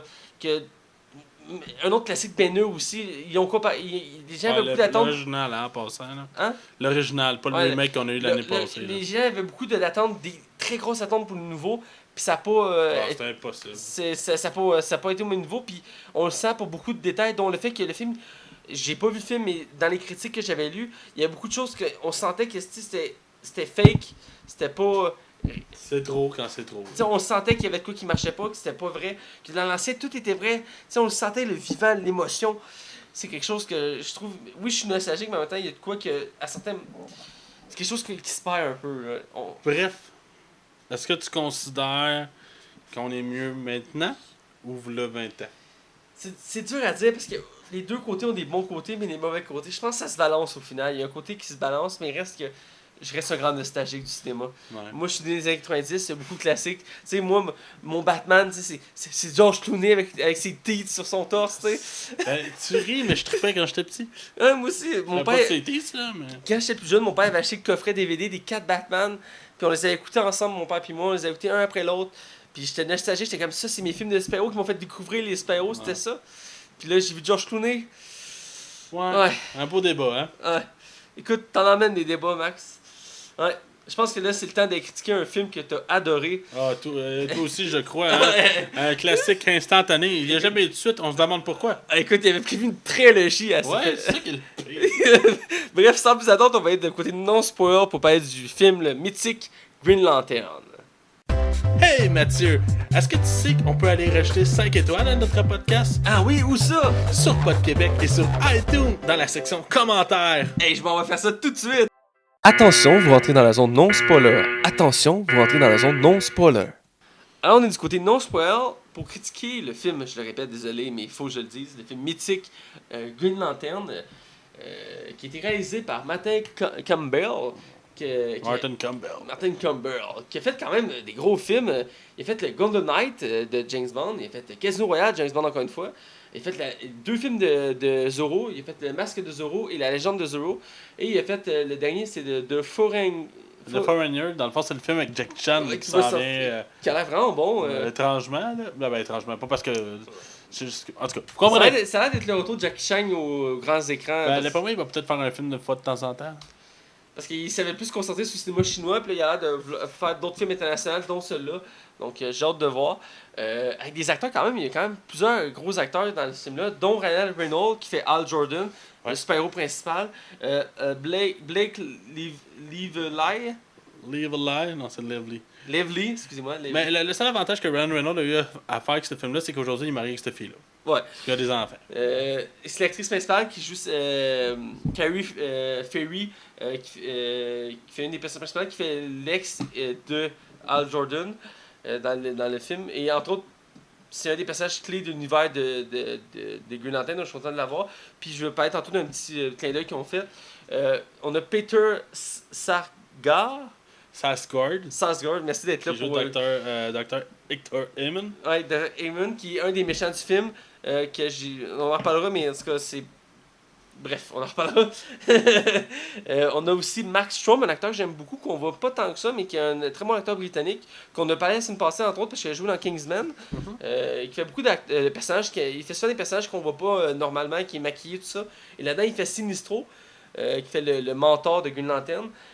On a aussi Tim Robbins, qui fait, dans le fond, le père de Peter Sager dans le film. Qui est Robert Hammond, qui est un acteur que j'aime beaucoup. C'est un acteur comique à la base. Moi, je l'avais découvert, puis ça fait longtemps qu'il fait des films. Moi, je l'avais découvert dans La Guerre des Mondes avec Tom Cruise. Ah oui, c'est le gars qui vit dans le sous-sol, là. Non, c'est vrai, parfait, c'est ça. Je savais pas que je jouais là-dedans, mais ouais. Il fait des rôles variés, mais je l'avais vu récemment dans les trucs comiques. Il a fait une série de Blink avec Jack Black, mais qui avait, après une saison, été annulée. On a un acteur qui est décédé, un grand acteur du cinéma, Michael Clarke Duncan, qui jouait dans Ligne Verte, qui avait un rôle mémorable là-dedans. Ici, il fait un de ceux qui vont entraîner Green Lantern, qui fait Kilowog, qui est un des lanternes. Et finalement, on a Geoffrey Rush, connu pour faire le Nemesis avec Jack Sparrow dans la saga Pierre des Caraïbes, qui est... Mais je ne ferai pas dans le 6, ça a l'air. Ah ouais? Tu te rappelles pas pourquoi? Ah ben là, il faut rien spoiler non plus. Ok, excusez. Mais, voyons, j'ai oublié, Barbossa, voilà, Capitaine Barbossa, qui ici fait un autre des mentors de Green Lantern, qui fait Thomas Ri, c'est lui qui va accueillir Hal Jordan sur la planète Oa, qui est la planète des Green Lantern, qui va avoir un rôle secondaire dans le film. Bref, c'est quand le casting du film principal. Quand même solide, là, ouais, il y a des gros noms, là, c'est pas rien. Le film est distribué par Warner Bros. Pictures, c'est eux qui font pas mal tout ce qui est DC. Ben, c'est eux qui détiennent les droits de DC. Ouais, c'est ça. Contrairement à Marvel qui est divisé sur plusieurs divisions. Là. Ouais, voilà. Produit par DC Movie, évidemment. Mais comme pour le fun, par exemple, c'est bon de savoir que Ryan Reynolds ne connaissait pas le personnage à la base. Ouais. Il a fallu que le réalisateur le convainque de faire non, je te le dis, ça va être bonne idée. Il faut dire que Ryan Reynolds finit par tomber amoureux du personnage, il a aimé le personnage. Reste que. On en reparlera pas. À la base, c'était Chris Pine qui avait été pensé pour faire. Ah oui? Maintenant, c'est drôle qu'il joue le chum de Wonder Woman. Là. Ouais. Mais c'est lui qui était pensé à la base pour faire. Green Lantern. Ah, écoute, je sais pas, c'est intéressant. C'est des choix d'acteurs assez particuliers. Mais sinon, c'est au niveau du box-office. Vas-y. Oh mon dieu. Toi, t'aimes ça, vas-y. Moi, j'aime ça, les chiffres. Ah, mais c'est catastrophique. C'est un des films les plus coûteux, quand même. C'est ultra cher. 200 millions de dollars. Il était très prétentieux comme film. Hein, ah ouais, il a fait moins que ça. Le film a coûté plus cher que certains films de Marvel actuels. Ouais. C'est pas jamais coûté moins cher, je pense même. Le box-office, 219 millions. Il n'a même pas remboursé son argent dans son pays lui-même. C'est catastrophique. Il n'a pas fait une salle. Le film aurait dû être rentable grâce aux ventes de DVD par après et la diffusion partout. Mais c'est épouvantable. C'est très très mauvais comme score au box-office. Quand tu as un film de 200 millions, tu t'attends à avoir un retombé pas mal plus important. Ah oui, surtout que c'était l'entrée de l'univers de DC au cinéma. Ouais. Parce qu'après la trilogie de Nolan, de Batman, il voulait créer un univers de DC. Et Green Lantern était censé être le premier, puis il avait même prévu faire une trilogie. Ouais. Que Renner avait dit qu'il était pas chaud à l'idée de faire un deuxième. Mais Martin Campbell avait déjà commencé à écrire le scénario du deuxième, c'est ça le Oui, c'est ça, le scénario était en travail. Bref, le projet est tombé à l'eau. Ils ont retravaillé l'univers de DC. Finalement, c'est avec Man of Steel qu'on a le droit à l'ouverture à l'univers de DC. Donc, ce qui est dommage, par contre, c'est qu'ils ont repoussé au plus loin possible Green Lantern dans leur planning pour laisser temps aux gens d'oublier. l'année précédente. Mais écoute, il est sorti en 2011, fait que ça fait déjà 6 ans. Hein. Ouais, puis ils veulent sortir Green Lantern Corps en 2020. Ça, on va laisser 9 ans. Ça fait On va être un oublié. C'est le dernier, hein. Ils ont mis Cyborg avant. Là. C'est un des personnages les plus importants de l'univers de DC, tu sais. Ouais, ils veulent s'assurer que les gens soient pas, s'en souviennent pas. On parle-tu du film? Ouais, ben, J'en ai long à dire. ouais, donc, bref résumé, Green Lantern raconte l'histoire de Hal Jordan, le premier Green Lantern humain. Dans le fond, les Green Lantern, c'est quoi? C'est la police galactique Ouais. qui protège l'univers Ou des gardiens. gardiens de la galaxie. C'est comme ça que ça s'appelle dans le film. C'est ça. Qui protège la galaxie de tout mal de l'univers. Ils sont gérés par un groupe d'une race qui sont immortels, qui sont là pour garder l'univers Stable, là, dans stable, voilà. Et chaque planète a droit à son Green Lantern. Ouais, c'est ça. Chaque planète a droit à son Green Lantern. Ben, en fait, c'est chaque secteur. Donc, dans chaque secteur, il choisit une planète, puis parce qu'il y a tellement de planètes. Ouais. Il y a 3600 lanternes. Et dans le fond, on suit Hal Jordan, qui est un pilote d'avion pour la compagnie Ferris à Coast City, parce que dans chaque DC, dans chaque super-héros, ils ont chacun leur ville. Superman, c'est Metropolis, Batman, c'est Gotham, et Hal Jordan, c'est Coast City. Et il va être pilote d'avion.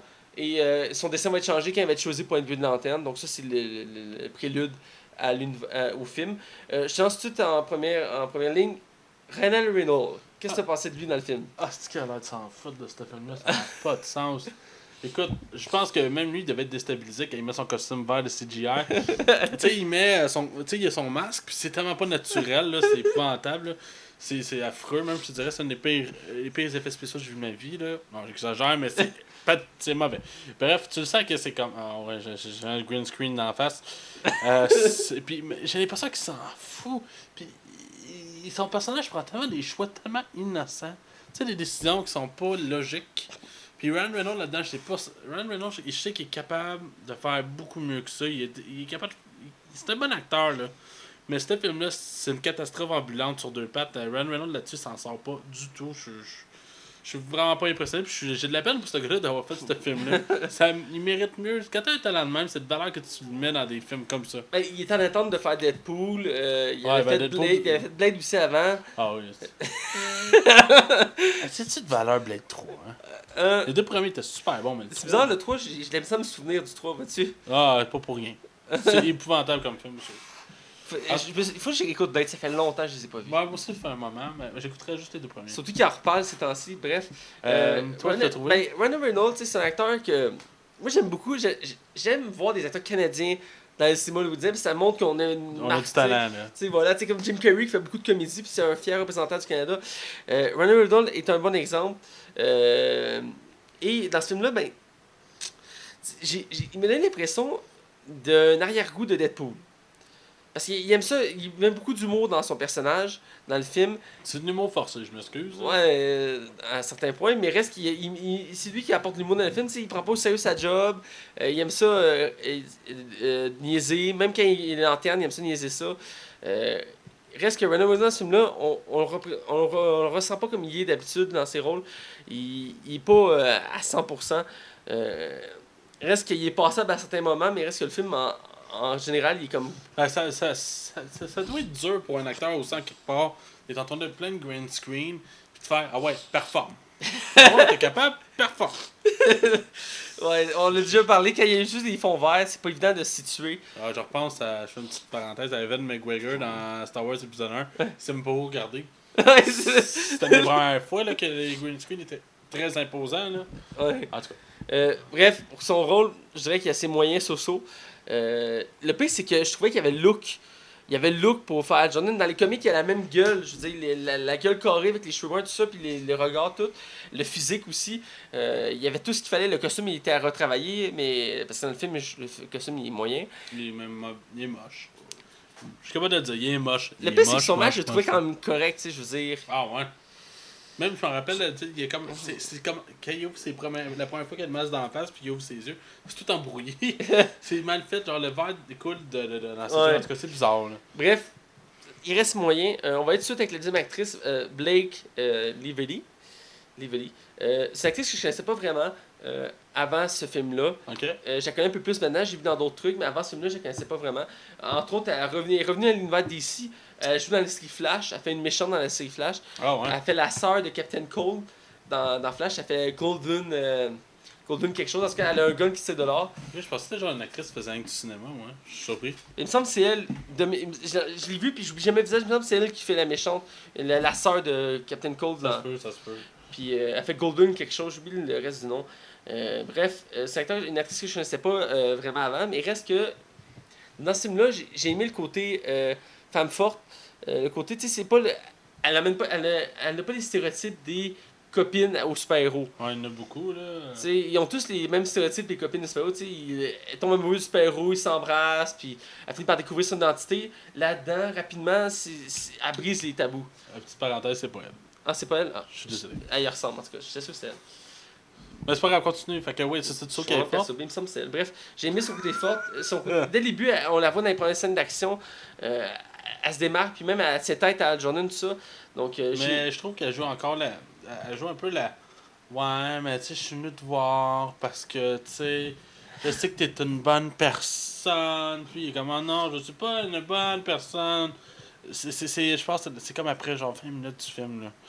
Je sais pas si c'est quand ils vont au bar ensemble. Ouais. Elle est comme, tu sais, le gars, il vient de à cause de lui, il y a moitié de son entrepôt qui a perdu sa job. Ouais. Puis en plus, il a détruit un d'avion qui doit valoir des millions. Elle est comme, je sais que t'as pas fait exprès, là. Hey, Chris, arrête, là. Captain sur spoil, là, mais ouais. Non, mais écoute, le film commence comme ça, là. Reste qu'elle aussi est moyenne, mais reste que j'ai aimé beaucoup d'éléments de son personnage. Ah ouais, le fait qu'elle tombe en amour aussi rapidement. Ben, c'est pas. Ben, elle retombe en amour parce que c'est son ex, mais reste que son côté femme forte, son côté qu'elle. On se parle rien, mais en tout cas, elle se démarque de Al Jordan dans le film. Reste que j'ai aimé pour ça. Sa performance reste moyen, mais reste qu'il y a des éléments qui brisent les tabous dans les films de super-héros. Elle se démarque des autres copines de super-héros qu'on a l'habitude de voir. Ben, écoute, je vais aller à l'opposé de toi. Ah ouais? Moi, j'ai trouvé très ordinaire. Justement, je trouvais qu'elle faisait. Elle est très nunuche, je trouve, là-dedans, moi. Tu sais, oui, écoute, elle se fait pas plus ses pieds par Al Jordan, là. C'est pas ça le point. Où que je veux en venir, c'est que j'ai l'impression qu'elle a fait beaucoup à l'Interest Love, bâclé, qu'il n'y a pas de profondeur. Je trouve pas qu'elle a. Tu sais, je trouve tellement que tout est rapide dans ce film-là, dont avec elle. Je trouve tellement qu'il n'y a rien qui arrive. Ah, je sais, je suis pas capable. C'est pas une grande actrice, à mon humble avis, là. Puis là-dedans, elle prouve pas ses talents, mais probablement qu'elle aussi était mal dirigée. Mais écoute, je trouve que son personnage, je l'ai trouvé vraiment très, très, très, très fade. Excusez. Ouais, t'es toujours aussi critique, mais je comprends. Non, mais j'ai le droit à mon opinion. Ouais. Comme t'as le droit à la tienne. T'as le droit de pas avoir de goût. Mais non, c'est pas vrai. Mais sérieusement, non. Pour ça, je suis avec toi. Oui, c'est ça, t'es là pour balancer, c'est ça. Moi, je suis le positif, t'es le négatif, oublie pas. Mais non, j'ai vraiment pas été convaincu. D'accord. Laisse-moi parler de Peter. Ben, c'est ça, j'allais dire, je vais te laisser lancer sur le méchant. Je sens que t'as quelque chose à dire. Je vais t'avouer, je vais être honnête avec toi. Les premières fois qu'on le voit, quand il découvre l'extraterrestre, je le trouvais le personnage intéressant. Pardonne-moi. Je le trouvais intéressant, je trouvais que c'était quand même l'acteur que je trouvais qui s'en ressortait le mieux. Où que ça dérape, Attention pour pas spoiler, là. où que ça dérape, c'est la rencontre avec son père. Je sais pas, spoilers, là. Il rencontre son père est dans le film, vous attendez qu'il se rencontre. Là, à partir de là, c'est... Oh mon Dieu!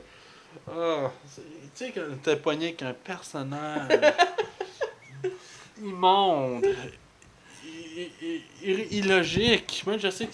Genre, je peux pas rien dire parce que c'est des spoilers, hein. Mais...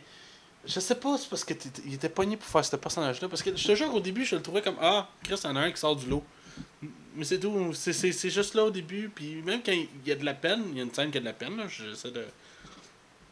Chris, ils ont mis des gouttes dans les yeux, ils ont mis un peu de rouge. Puis. Ok. Puis il dit à son père à amener quelque chose, une phrase que je vais aller quand on va dans les zones de spoiler, je vais l'expliquer. J'ai fait ah, comment comment toi, t'as-tu trouvé intéressant, Peter? Écoute, j'ai trouvé.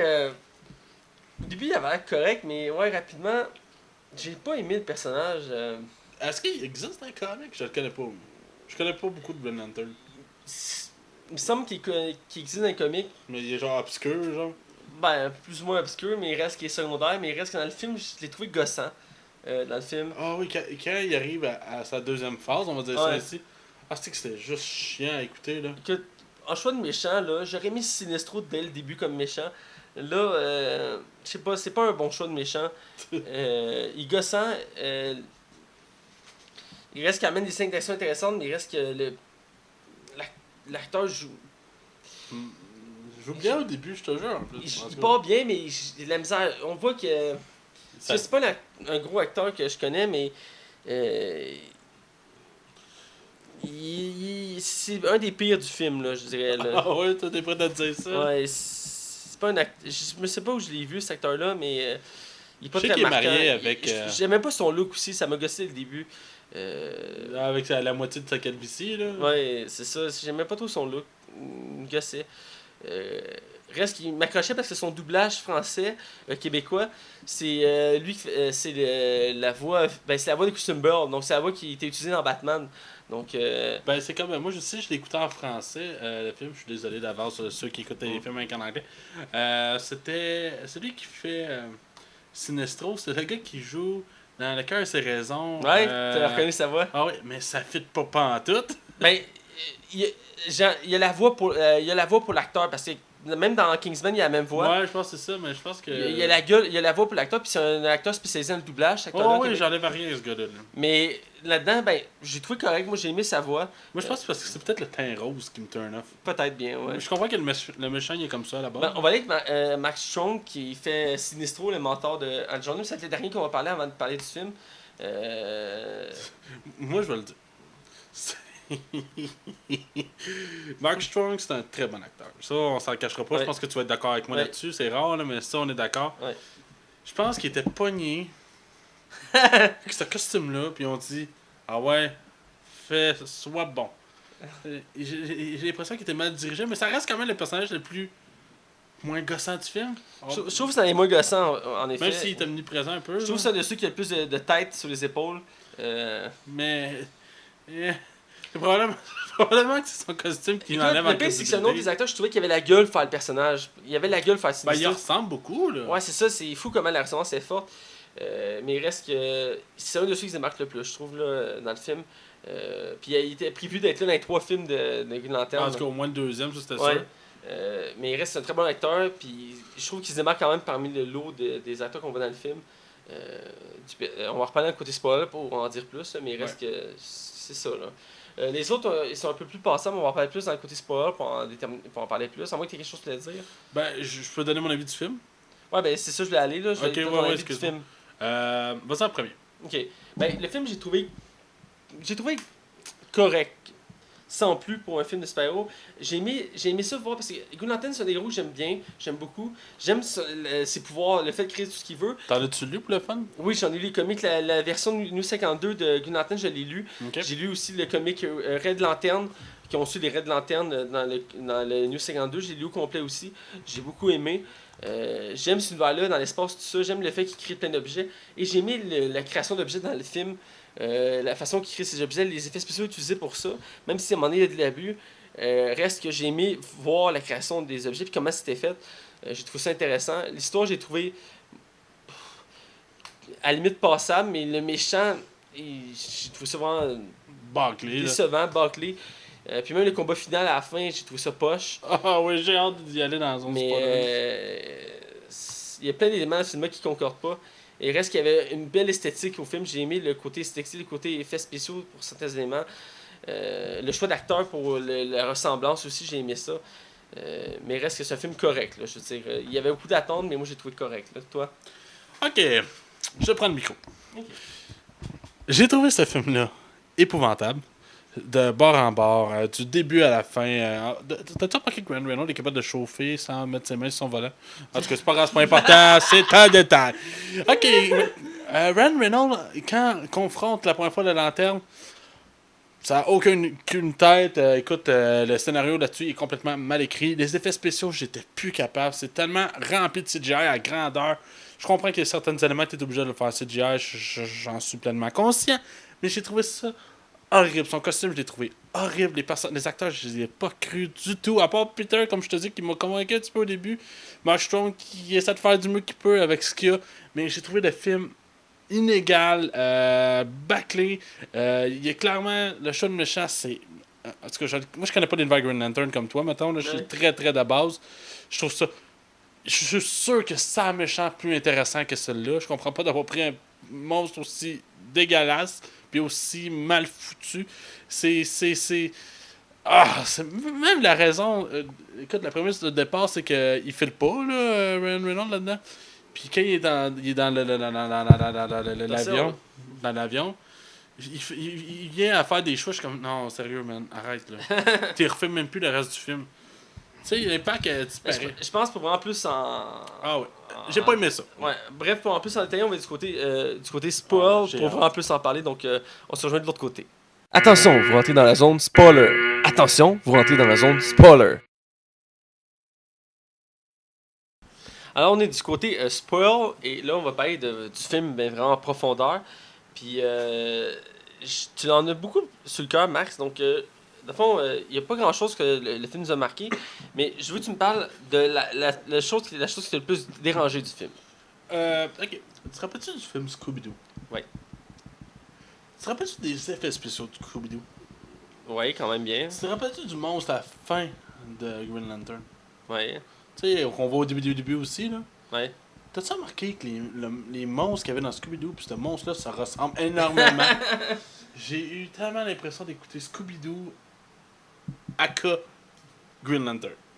C'est drôle, moi, le méchant Parallax, qui s'appelle, là, qu'on voit au début à la fin, il me faisait penser au méchant dans la 4 Fantastique. Oui, aussi, voyons comment il s'appelle. Galactus. Fait que, c'est qu'on est là, ouais. Ok. Vous avez pas vu de props, mais Dès que je me rappelle la première fois que j'avais vu le film, ça faisait pas longtemps que l'autre 4 Fantastique était sorti, et j'avais tout de suite fait le lien, je trouvais qu'il me faisait ça penser. ressemblait beaucoup, là. Ça ressemblait beaucoup. Je trouve ça assez. Surtout le combat à la fin, c'était très similaire. Qui attaque la terre, puis là, il saute dessus, puis il rentre dedans, puis. Ouais, etc. Ça, on en reviendra. Mais bref, on va revenir au début du film. Une des choses que j'ai trouvé intéressante du film, parce que oui, il y a des choses que j'ai trouvé intéressantes, c'est l'origin story du personnage. Ils ont quand même été assez très fidèles au comic. Surtout sur la façon comment ils découvrent qu'il récupère l'anneau. Abensur qu'on suit. Il a pas dit continuer comme ça. C'est pas toi de jury. C'est pas de toi de jury. Abensur, qui est le premier propriétaire de l'anneau, qui est le gardien du secteur que la Terre, il se fait attaquer par Parallax qui s'est évadé. Et là, il est blessé, il doit fuir, il se crash sur la Terre. Et là, il demande à l'anneau de choisir quelqu'un parce qu'il est trop blessé pour vivre, qu'il va mourir. Fait que là, l'anneau choisit Hal Jordan qui va être amené à son vaisseau. Et ça, c'est vraiment de base dans le comic, c'est ça. C'est Abensur qui se crache sur Terre et qu'il prend son anneau, il l'envoie chercher quelqu'un, il choisit Hal Jordan et Hal Jordan le succède. Ce que j'ai apprécié de cette scène-là, si tu me permets, c'est que Hal Jordan là-dedans n'est pas ébranlé du fait qu'il rencontre un extraterrestre, un vaisseau spatial. Il saute même dans l'eau. Le vaisseau spatial, il est comme triangulaire avec des fenêtres partout. Ouais. Il y a quelque chose que t'as jamais vu là-dedans. Là. Il le voit, puis il est juste comme, ah, ok. Fait qu'il prend même le guess de le sortir. Tu sais, ce gars-là, il est en sang en plus. Il peut être dégueulasse. Il l'enterre.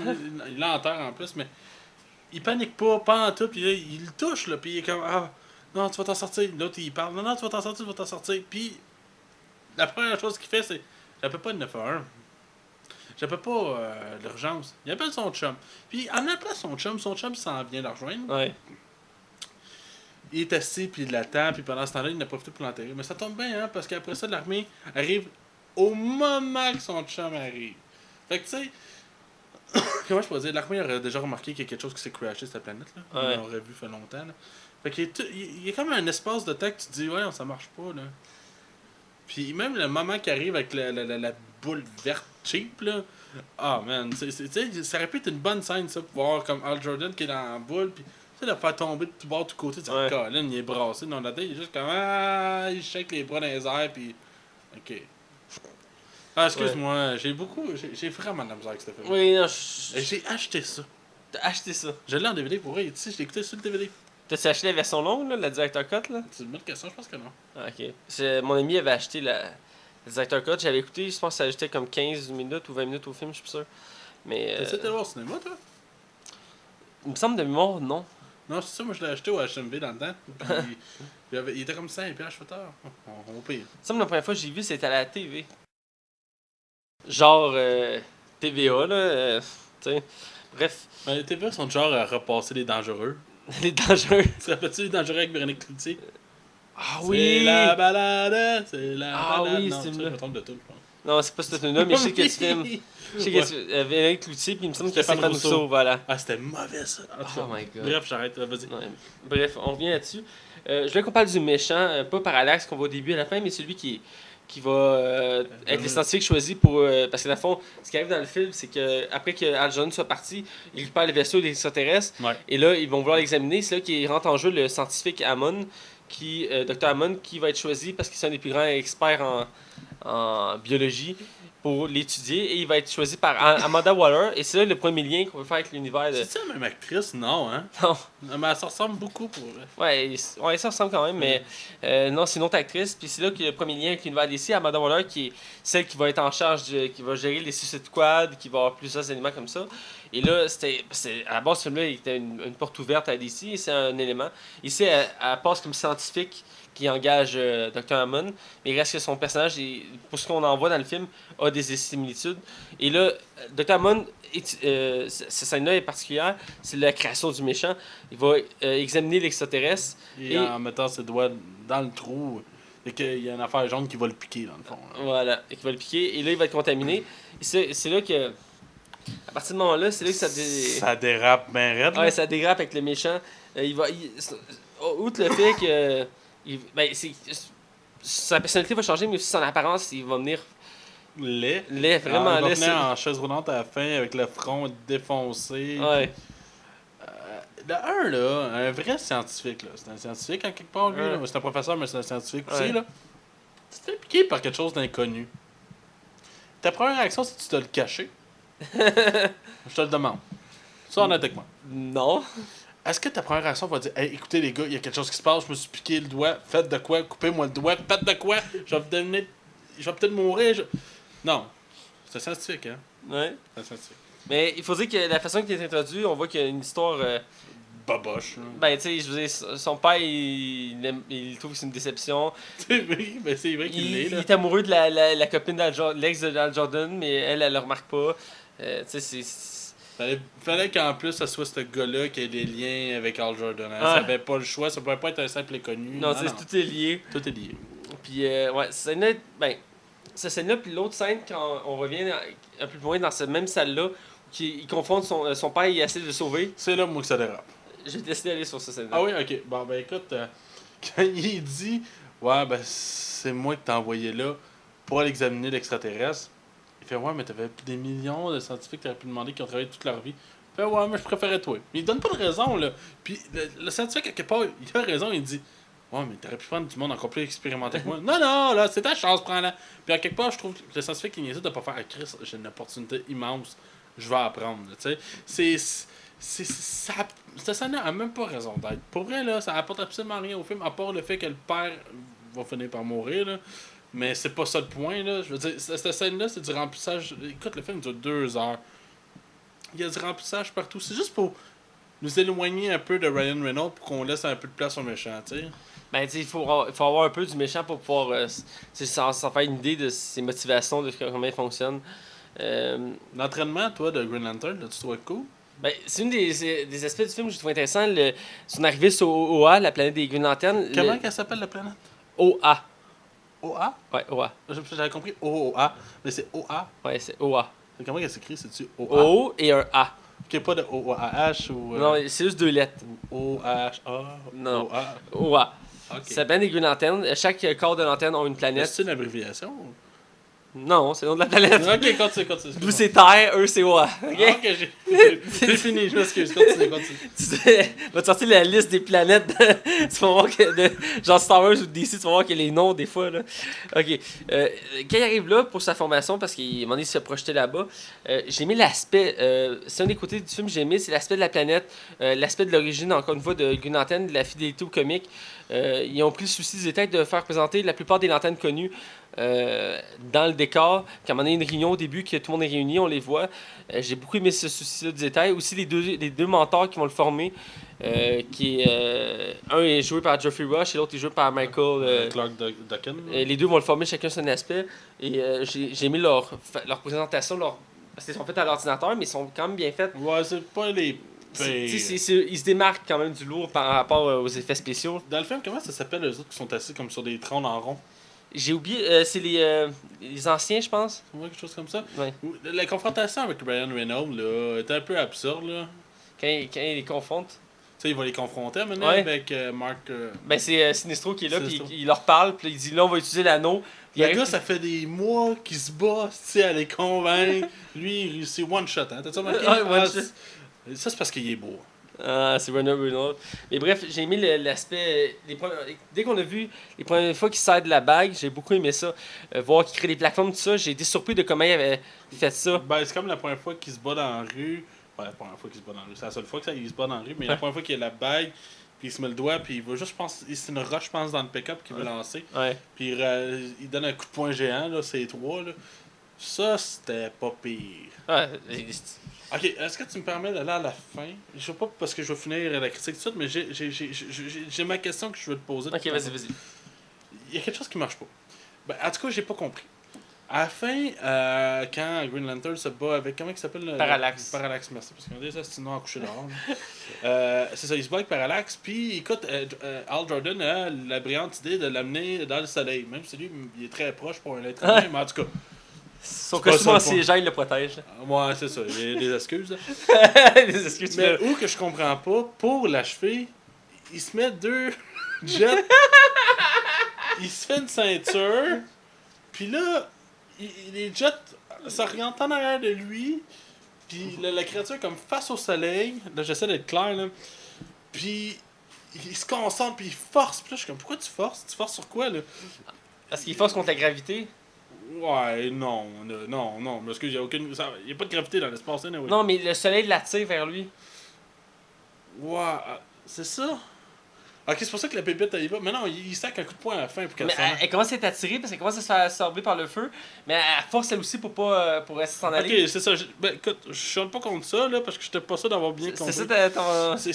Ok, c'est le soleil qui aspire. Oui, il y a une gravité autour du soleil. Oui, j'imagine. Ouais. Écoute, je suis pas très bon en science, je suis désolé, là. Tout le monde sait que t'as pas de diplôme, là. Non, chier. T'as un diplôme à radio, puis tu marmonnes. Oh! Non, c'est pas vrai, je marmonne plus que toi. Je marmonne pas beaucoup, Bref, beaucoup plus que toi. Je vais revenir à la première scène, dans le fond. Ben, en fait, on va venir à celle plus tard, mais. Ben non, je vais venir là. Vas-y. Non, on va venir au combat final plus tard. Je vais reprendre la première scène où. Ben, en fait, on va pas être à la scène des avions. Que la première fois c'est là qu'on introduit Al Jordan. Ouais. Il se réveille le matin, il est en retard, il arrive là-bas. Pour montrer à quel point il est désorganisé. Ouais, c'est très organisé, il est très, tu sais, c'est comme léger, il fait des gags pis tout ça. Puis il prend l'avion, puis là c'est une scène, une première scène d'action, ça me rappelait des scènes de Top Gun, genre. Puis il doit affronter des avions téléguidés, puis il doit prouver qu'ils sont bons. Puis là, lui il décide de comme faire sa tête, puis ben, moi j'ai aimé la scène dans le sens que Iron Man a fait la même chose dans Iron Man. Il monte jusqu'à la limite possible, puis les deux se crash, puis il revient, puis il les bombarde. J'ai aimé ça. Mais toi, il y a quelque chose qui t'a chicoté de la scène. Ouais, je trouve que quand on voit son père mourir, là, on voit le flashback du père qui meurt. J'ai trouvé ça. Tu sais, le petit gars, il court après son. Il s'en va rejoindre son père, en fait, qui s'est crashé, mais son père s'en sort, tout ça. Mais l'explosion, quand à part, c'est tellement cheap. Hein, tu vois clairement que c'est juste comme une image surposée sur une autre image. Ah ouais, c'est clair. Là, Puis le petit gars, quand il revole, Al Jordan en fait, là, quand il revole, tu vois clairement qu'il y a des cordes. Puis tu vois, tu remarqueras, son chandail est tiré en arrière. Puis c'est comme ça qu'il revole. En tout cas, écoute, c'est cheap. J'avais pas remarqué les détails de cette scène-là. Comme le dirait Tommy Wiseau de The Room. C'est cheap. Ouais, pourtant, il y avait 200 millions de budget. C'est fou, hein? 200 millions de budget. Ah, boy. Le pire, c'est Martin Campbell, il a fait des bons films là-dedans. Là. bon, ça c'est la scène d'action. J'ai aimé ça quand même parce que ça donne le ton. Ben, j'ai aimé ça. Ça donne le ton au personnage. C'est là qu'on voit que. Il est un peu suicidaire, hein? Ouais, il est suicidaire, tu sais, il est léger comme personnage. Et encore là, j'ai vu un arrière-goût de Deadpool. Tu sais, Ben, j'ai l'impression que ce film-là avait raison d'être pour alimenter Deadpool. ouais, vu de T'sais, même. Ben, c'est parce que si ce projet-là aurait marché, probablement qu'on n'aurait jamais eu Deadpool. Parce que Ryan Reynolds serait concentré sur Green Green Lantern. Lantern. Ouais, vu de même. Ouais, t'as raison, t'as raison. Fait qu'on Euh, on se console en quelque part. Ouais, c'est comme ça qu'elle passe, c'est mieux de même, je crois. Euh, moi, je veux qu'on parle de la scène où que c'est la première fois qu'il agit en super-héros puis qu'il sauve du monde. C'est la Ah, scène où ouais, il y a un ouais, gars là, puis que de la fois où toutes les personnes se croisent, le méchant croise le gentil, puis... T'as pensé quoi de ses pouvoirs avec ses objets? Ben, écoute, c'est là qu'il devait utiliser l'électricité pour la première fois, puis c'est... Je trouve ça particulier comme choix de... De le montrer tout le monde de même comme ça, genre à l'improviste? Non, ça, ben, oui et non, là, mais c'est plus le... Ok. Le fait qu'il ait choisi une piste de course avec une auto Ouh. pour... Ben, c'est cool en quelque part parce que ça prouve que le personnage a de l'imagination, Ouais. fait qu'il peut faire vraiment ce qu'il veut, là. C'est cool pour ça, mais en même temps, c'est très très très dangereux. Puis c'est pas très super-héroïque. Ouais, c'est ça. Mais reste que j'ai aimé l'effet. Le vert là-dedans, il est vraiment flash. Tu t'accroches. Quand tu vois l'effet vert là, des objets qu'il crée, c'est vraiment quelque chose. Les green screen, tu parles, là? Non, quand, mettons, il. Ah, ok. Ah, c'est des effets spéciaux habituels. Ok, excuse-moi. Tu me détestes, hein? Max. Pas de tanné que je te tape sur le blanc. Ouais, je suis allé aussi tout le monde, puis lâche ma cuisse. Mais elle est chaude. En tout cas, continue. Câlisse. Ouais, bref, cette scène-là, j'ai aimé, tu sais, le film, j'ai trouvé correct. Mais une des choses que j'ai trouvé correct, c'est les scènes qu'on voit qui est sur sa bague. J'ai quand même aimé la façon que c'est utilisé, outre limite que c'est abusé à certains moments, mais reste que cette scène-là, j'ai aimé voir l'effet. J'ai trouvé que c'était quand même bien fait là, pour quelque chose qui est pas évident à faire. Puis c'est un pouvoir particulier à montrer en cinéma. Tu sais, les super-héros, ils ont tous des pouvoirs différents, puis ils sont pas tous très simples à présenter. Adapté, non, c'est ça. Tu sais, Superman, oui, il est super fort, il vole, il a des yeux laser. Il y a encore de la misère à l'adapter. Ouais, c'est ça, tu sais. Puis c'est plus ou moins simple, il n'y a pas grand chose à faire. Là. Que lui, ben, tu sais, il a un costume vert fluorescent, il crée des objets avec sa bague, il vole. Voler, ça se fait, mais je veux dire, le reste, c'est plus complexe. Donc, pour là-dessus, ils sont quand même bien démarqués, bien réussis. Donc, cette scène-là est intéressante pour ça. Puis aussi, c'est là qu'on voit aussi l'évolution du méchant évoluer, même si son évolution est comme boboche. C'est là. En fait, mon point, je l'ai arrivé, c'est la fille. Je fais le pont entre les deux, là. Tantôt, je parlais que. Ouais, il y a ça, parce qu'il faut tout soit lié. Mais aussi que quand je dis briser le stéréotype, c'est la fameuse scène que à Jordan, ben, la fameuse scène classique où le héros va voir la fille, puis ils sont censés s'embrasser, puis tout. Là, lui, dans la scène, t'as Jordan qui arrive à son bureau à elle, puis elle est comme, oh, salut, merci de m'avoir sauvé. Puis là, ça approche, elle fait genre, Al? Puis comme, non, madame. Puis elle fait, Al, je te reconnais. Puis là, Ouais. cette scène-là, j'ai trouvé. Cocasse. Cocasse, ça changeait des habitudes de genre Clark et Lois ou Ouais. c'est genre les scènes classiques de un super-héros masqué ou Spider-Man qui embrasse dans la ruelle Mary Jane. J'ai trouvé ça Particulier. parce qu'il rafraîchit ça dans un sens. Parce qu'on voit pas ça dans les films de super d'habitude. Et ça, j'ai trouvé ça particulier, mais vraiment, une des choses que j'ai aimé du film, c'était cette petite scène-là qui peut pas être banale, mais qui se démarque du lot pour à cause de ce personnage-là, entre autres, qui est forte à cause que les scènes d'action au début, mais il reste que cette scène-là montre ce caractère-là intéressant. Toi, y avait-tu une autre scène avant qu'on arrive à la fin que tu voulais mentionner? Non, je pense que ça. Moi, je suis correct. Est-ce que t'as autre chose? On peut arriver à la scène du combat final. Si tu veux, je peux te laisser y aller en... Non, on va se dans l'arène. Ben, pas l'arène, là, mais l'aéroport. C'est un aéroport, hein? en gare, ouais. Ouais, en gare, ouais. Mais la scène finale commence par, dans le fond, Dr. Hammond qui est là en chaise roulante, qui veut l'anneau de Green Lantern. Ouais. C'est là qu'on voit que le méchant est vraiment laid, là. Et puis il vient immense, là, aussi. Ben ouais, il vient immense, il grossit, mais il est vraiment laid. Puis la scène, ben, est cool dans le sens que il donne l'anneau, puis t'as comme l'impression qu'il de tout est fait, là, s'il a perdu son pouvoir. Mais non, l'anneau, il reste à lui, parce qu'il dit, c'est moi qui décide si ça fonctionne, puis c'est là Ben, elle y appartient en quelque part, là. ouais, puis là, c'est là qu'il l'assomme. Tu sais, ce méchant-là, on l'a teasé tout le long du film, il se fait battre en... C'est ça, il y a pas ça, tu sais, il y a beaucoup de films où que le méchant, on te le montre tranquillement, là. Tu sais, il y a comme une montée en progression de son... Pas de sa méchanceté, ça serait en puissance, je te dirais. Lui, c'est comme s'il venait vendre tripotant dans Austin Power, là. Il n'y a pas plus de valeur que ça, là. Non, c'est ça, tu sais, puis évidemment, pas super important, pas super mémorable. Là. Puis il n'y a pas tant d'impact sur le film quand tu y penses en bout de ligne. Non, c'est ça. Al Jordan va faire ce qu'il a à faire. Là. Dans le fond, le vrai méchant du film, c'est.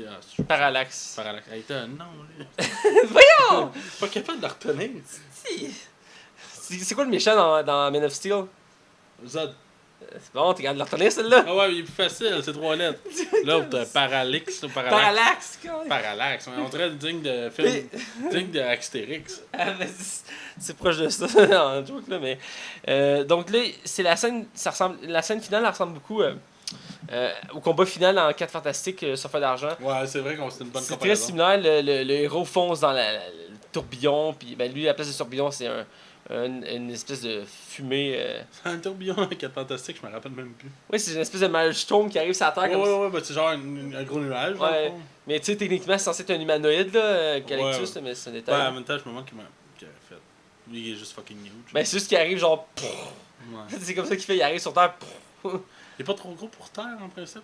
Il peut avoir la taille qu'il veut, mais souvent il arrive genre plus gros que les immeubles. Là. Ouais, c'est ça. Ouais. Bref, Galactus, c'est un méchant contrairement gâché, j'aimerais ça le revoir. C'est un des plus puissants de l'univers de C'est pas Marvel. le plus puissant, en fait. Non, il est plus puissant, là. Mais il y a tout le temps un plus puissant. Ben, le plus puissant actuel de l'univers de Marvel, c'est le juge, là. Parce qu'il est écrit par celui qui a tout créé. Donc, hashtag Dieu, là. Ah, ok. Parce que dans les comics, il appelle celui qui a tout créé, là. Sky's the limit, hein. Genre, puis le juge, ben, il existe en une copie, parce que t'as le multiverse, une petite parenthèse quand même, t'as le multiverse, dans chaque univers, t'as un Tony Stark, un Captain America, mais peu importe l'univers, c'est toujours le même juge qui est relié à tous les univers. Ok. Puis c'est genre, il y a 3 visages, comme le bien, le mal, puis la neutralité, puis lui, il choisit toujours pour qu'il y ait l'équilibre dans l'univers. Ok. Puis c'est genre, il y a rien qui peut le battre, genre, il y a pas de faiblesse, là. Ouais, bref. C'est dur. Ben, c'est comme Dieu qui l'a comme créé, genre. C'est comme son Ouais. chien de garde, là. Ok, en tout cas, continue, là. On vient à DC. C'était quoi mon point de ça? Ah oui, c'est vrai, Galactus, machin. Bon, le combat est assez. Le combat final contre le. T'es un peu mou du genou, là. Ben, tu sais, le méchant, dès le début, ils sont comme, oh my god, c'est le gros méchant intense. Le plus grand Green Lantern l'a battu, puis l'a enfermé. Parce qu'il était trop fort. Puis tout le monde est comme, fuck, il faut l'affronter. Puis au début, t'as un combat de plusieurs Green Lantern qui l'affrontent, puis ils sont pétés one shot chaque. Puis là, ils font comme, il n'y a plus d'espoir, il faut utiliser la peur pour l'affronter. Puis, tu sais, ils sont 3600 Green Lantern. Il en prend genre quoi Il en prend genre 6 puis il part avec. Ouais, c'est ça. Ah non, on se fait tout battre, que faire? On pourrait prendre les 3800. Ah non! Tournons-nous vers la peur. On les a pas castés pour les suites encore, là. Ouais, c'est Fait ça. qu'on va attendre, là. Tu sais, c'est ça l'absurde. Peut-être la joke, c'est comme non, je vais m'en occuper. Tu sais, je suis un nouveau Green Lantern, j'ai été formé en 2 minutes, mais je vais sauver l'humanité. Parce que, tu sais, à la base, en plus, Parallax, il se rendait vers la planète des Green Lantern. Ouais. Mais genre, il était distrait parce qu'il il était attiré à cause du méchant sur Terre. Ça n'a pas de sens. Parce que le combat, il est rapide parce qu'il le pousse dans l'espace, il traverse avec une perceuse, il l'amène au soleil, puis comme tu disais, la scène des fusées, c'est assez. Puis après ça, ça vient long. Ça vient long. Hein oui, là, il flotte dans l'espace. Les Green Lanterns vont le chercher. Il le remercie. Ah, c'est que c'est long. La fin, il va voir sa copine. Puis, Ah oui, puis ça finit bien. puis là, pour finir, on avait la scène dans le générique qui était, Oui. qui était censée teaser le deuxième Green Lantern qui avait l'air plus prometteur que le premier par rapport au méchant. Ouais, ben c'est Sinestro, dans le fond. Sinestro qui est le méchant, c'est le Nemesis de Hal Jordan qui est dans le fond comme le Joker ou. Mais ce bac jaune-là, dans le fond, est-ce que ça veut dire qu'il a toujours été méchant ou. Ben, c'est pas qu'il est méchant, c'est ce que Green Lantern, Sinestro. C'est pour ses convictions à lui, dans le fond? Ben, c'est pas c'est comme ça lui, c'est juste que lui il veut faire la justice. Puis dans les comics, pour lui, les gardiens, les anciens, les gardiens, représentent mal la justice parce qu'ils sont pas conscients des réalités des choses. Donc à un moment donné, il va se tanner les Green Lantern puis il va chercher une solution autre pour faire sa justice. Donc il va découvrir la peur puis il va s'en servir comme arme. Puis il va devenir le leader de la peur puis il va former le Sinestro Corps qui va le premier grand adversaire des Green Lantern qui va être comme eux mais en jaune et qui utilise la peur. C'est ça qui sont intéressants. Puis après, il va y avoir plusieurs autres créations, les Red Lantern, ainsi de suite. Mais il reste que c'est un des méchants les plus intéressants de l'univers des Green Lantern. Et dans la scène, dans le fond, c'est juste qu'on le voit flotter. Il a la bague, il enlève sa bague. Puis théoriquement, quand il enlève, il est censé perdre son costume. Un petit détail de même, là, léger. Là. Parce que quand Jordan, C'est vrai, hein? quand Jordan enlève sa bague, il perd son costume. Fait que lui, genre, j'enlève ma bague, j'ai toujours mon costume. J'avais même pas pensé. C'est un petit bug de scénario. Parce qu'il enlève sa bague, puis son Il aurait costume fallu baisse. qu'il se le mette sur l'autre doigt puis qu'il enlève Ouais. l'autre. Ou ça aurait peut-être fucké le chien, là. Techniquement, il peut en avoir autant qu'il veut sur lui, mais c'est un autre Ah détail. ouais, ok, je sais pas. Mais ça peut rendre fou, bref. On est- Il met la jaune, puis là, il change d'apparence, puis il rouvre les yeux, puis tu vois qu'il a les yeux jaunes, puis ça finit de même. C'était pour utiliser les méchants d'eux que j'aurais Qui aimé aurait ça. jamais lieu.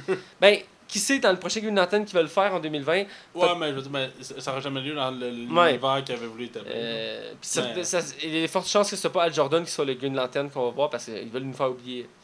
On verra. Hein. Ouais, parce qu'il y a Mike Tease, l'acteur, lui qui a toujours, l'acteur noir dans Rapid Dangereux, que Ah oui, Tease, Tyler. parce que lui qui a toujours peur dans Rapid Dangereux. Ouais, c'est lui qui serait censé. En tout cas, Ben, les rumeurs disent que si c'était lui le nouveau Green Lantern, là, il ferait Jon Stewart qui est le deuxième Green Lantern humain. je pense pas que ça va être lui. Ben, les rumeurs sont fortes, là, en tout cas. Ben, c'est parce qu'il le tease. Ben, il a dit qu'il avait commencé à jaser avec DC. Ah, The Rock aussi, finalement, il sera même pas Shazam ni Black Adam. Fait que... The Rock sera pas Black Adam? non, J'ai pas vu ça passer. Jeff Jones a démenti ça. J'avais pas vu ça passer. Ah, bon. Il Excuse-moi. faut que j'aille voir ça, mais ils ont déjà annoncé un spin-off sur Black Adam, pis. Ça sera pas The Rock. Voyons donc. Mais The Rock va avoir un lien dans le DC Universe, en tout cas. Bref, c'est le temps de la note. Vas-y en premier. Parce que moi, je vais être plus méchant que toi. Ce film-là, je vais lui donner un. Je lui donne un 2.5 sur 5. Ah, ça, je savais que c'était cette note-là que t'allais donner. Ben oui, tu vas dire ça, ouais. Moi, je sais pas ce que tu vas dire. Tu vas dire, tu sais, j'avais des grosses attentes, là. C'est un film que j'ai. Non, j'avais pas d'attente. Non, je l'ai acheté dans un début. Non, je m'attendais à rien, tu sais. Je pensais que ça allait être un bon film, puis. Là, t'as fait J'ai comme... été déçu. Ben, j'ai pas été le film que j'espérais. Non, je suis toi, là, en ce moment. Puis finalement, ben là, écoute, j'ai eu des déceptions. C'est pas parfait. Les acteurs se débrouillent pareil, par exemple. Fait que, 2.5. Ben non, je donne 2.5 parce que l'histoire est vraiment broche à foin.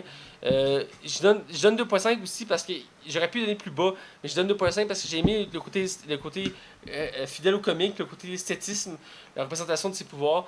Il reste que tout le reste ne fonctionne pas dans l'ensemble. Les acteurs, je pense qu'il y aurait pu avoir d'autres choix d'acteurs, dont pour le méchant, à la limite même pour la fille, même si j'ai trouvé intéressante. Elle manquait un peu de charisme. Elle était intéressante, mais Manque un peu de pep. tu sais, souvent ils prennent des actrices qui nous marquent, tu sais, mettons Nathalie Portman pour Thor, Betty Patrol pour Iron Man, Gwyneth Paltrow. Gwyneth Paltrow, merci. Tu t'es trompé avec son nom Piper. Ouais, c'est ça, j'ai mêlé les.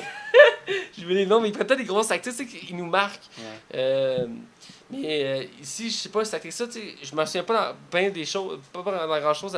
J'ai déjà vu ailleurs, mais c'est pas mémorable. Il me semble qu'il y aurait... Mais il y a un film de requin qui est sorti avec elle il y a pas longtemps. Elle est comme pognée sur une roche, elle s'est blessée. Ah, c'est elle, ça? Ouais, c'est le requin qui tourne autour, là. Ah, c'est elle, ça? J'ai pas vu encore ce film-là. C'est vrai que c'est pas bon, mais je veux le voir. D'accord. J'aime les films de requins. Il m'avait intéressé à l'époque, j'avais vu l'annonce, je trouvais ça particulier. Il y en a un que j'ai hâte, par exemple. Je fais une parenthèse avant de donner ma Shane note. Nado 5? Non, c'est Meg. Ça s'appelle vraiment Meg. C'est l'abréviation de Megalodon. Puis c'était avec Jason Statham, ce requin-là, c'était un dinosaure, dans le fond. C'était vraiment un dinosaure. Apparemment qu'il y en aurait encore dans le fond de la mer, mais écoute, parce qu'on retrouvait des dents. Écoute, c'est immense. Le monde au micro ne le voit pas, là, mais c'est à peu près la grosseur de mes mains. C'est énorme. C'est énorme. Là. C'est juste une de ses dents, puis c'est les dents en avant plus. Ok. Et ce requin-là, en fait, dans le film, dans le roman qui est adapté qui va être adapté, le requin remonte en surface, puis il va en amener d'autres avec lui. Et c'est Jason Statham qui est l'acteur principal de ce film-là. Ah. Ça sort l'année prochaine. Il n'y a pas eu de bande-annonce encore, mais je pense que le film est fini de tourner J'avais cet pas vu été. le projet passé. Ça a l'air franchement intéressant. Bref, je donne 2.5 parce que c'est un film correct. T'sais, à la limite, pour les fans de comics comme moi, ça vaut le détour, mais reste que c'est un film assez décevant. Bon, mon tour. Moi, j'ai pas aimé. Écoute, je pourrais te donner des 150 000 raisons. Tu retourneras dans les 45 secondes avant. Tu vas m'entendre chialer tout le long sur le film, tellement j'ai trouvé ça catastrophique.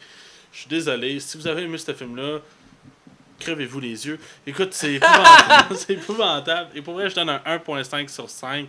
J'ai hésité à donner un 1, mais je me dis qu'il y a quand même des petites choses qui sont correctes. Mais l'abus de CGI, ce film-là devrait juste être pris en exemple à ne pas à faire pareil. C'est une erreur qu'il faut éviter, l'abus du CGI. Ça, puis Star Wars, là, c'est pareil. Ouais, Star Wars, on va reparler de ça un jour. Reste que, ouais. Bref, c'est la fin de l'émission, c'est rendu le mot de la fin. Donc, vous pouvez nous suivre sur la Ligue des cinémas sur Facebook, sur Twitter, sur iTunes, RZO, Pod Québec, Balado Québec. Et je crois que j'ai tout dit. RZO, ça tu dis? Ouais, j'ai dit RZO. DigiPod aussi. DigiPod. YouTube, j'ai oublié YouTube, merci. Et on est toujours en processus pour Goldplay, ça progresse. Ouais. C'est une question de temps. Et vous pouvez me suivre moi sur mon Facebook, Mathieu Belcrevo, et vous pouvez suivre Max sur son Facebook et son Twitter, Max Taillon. Et n'hésitez pas à nous donner un don sur Patreon, car les dons nous aideront à acheter une nouvelle table de mixage éventuellement. Éventuellement, ils nous aident à payer les frais dus à notre podcast, et peut-être un jour, on pourrait peut-être gagner des revenus avec ça. Ouais, ben c'est pas l'intérêt. C'est pas le but, mais si à un moment donné on réussit à faire quelque chose avec ça, ben ce serait le fun. Et bref, on vous dit à la semaine prochaine, puis restez à l'affût. Wouhou!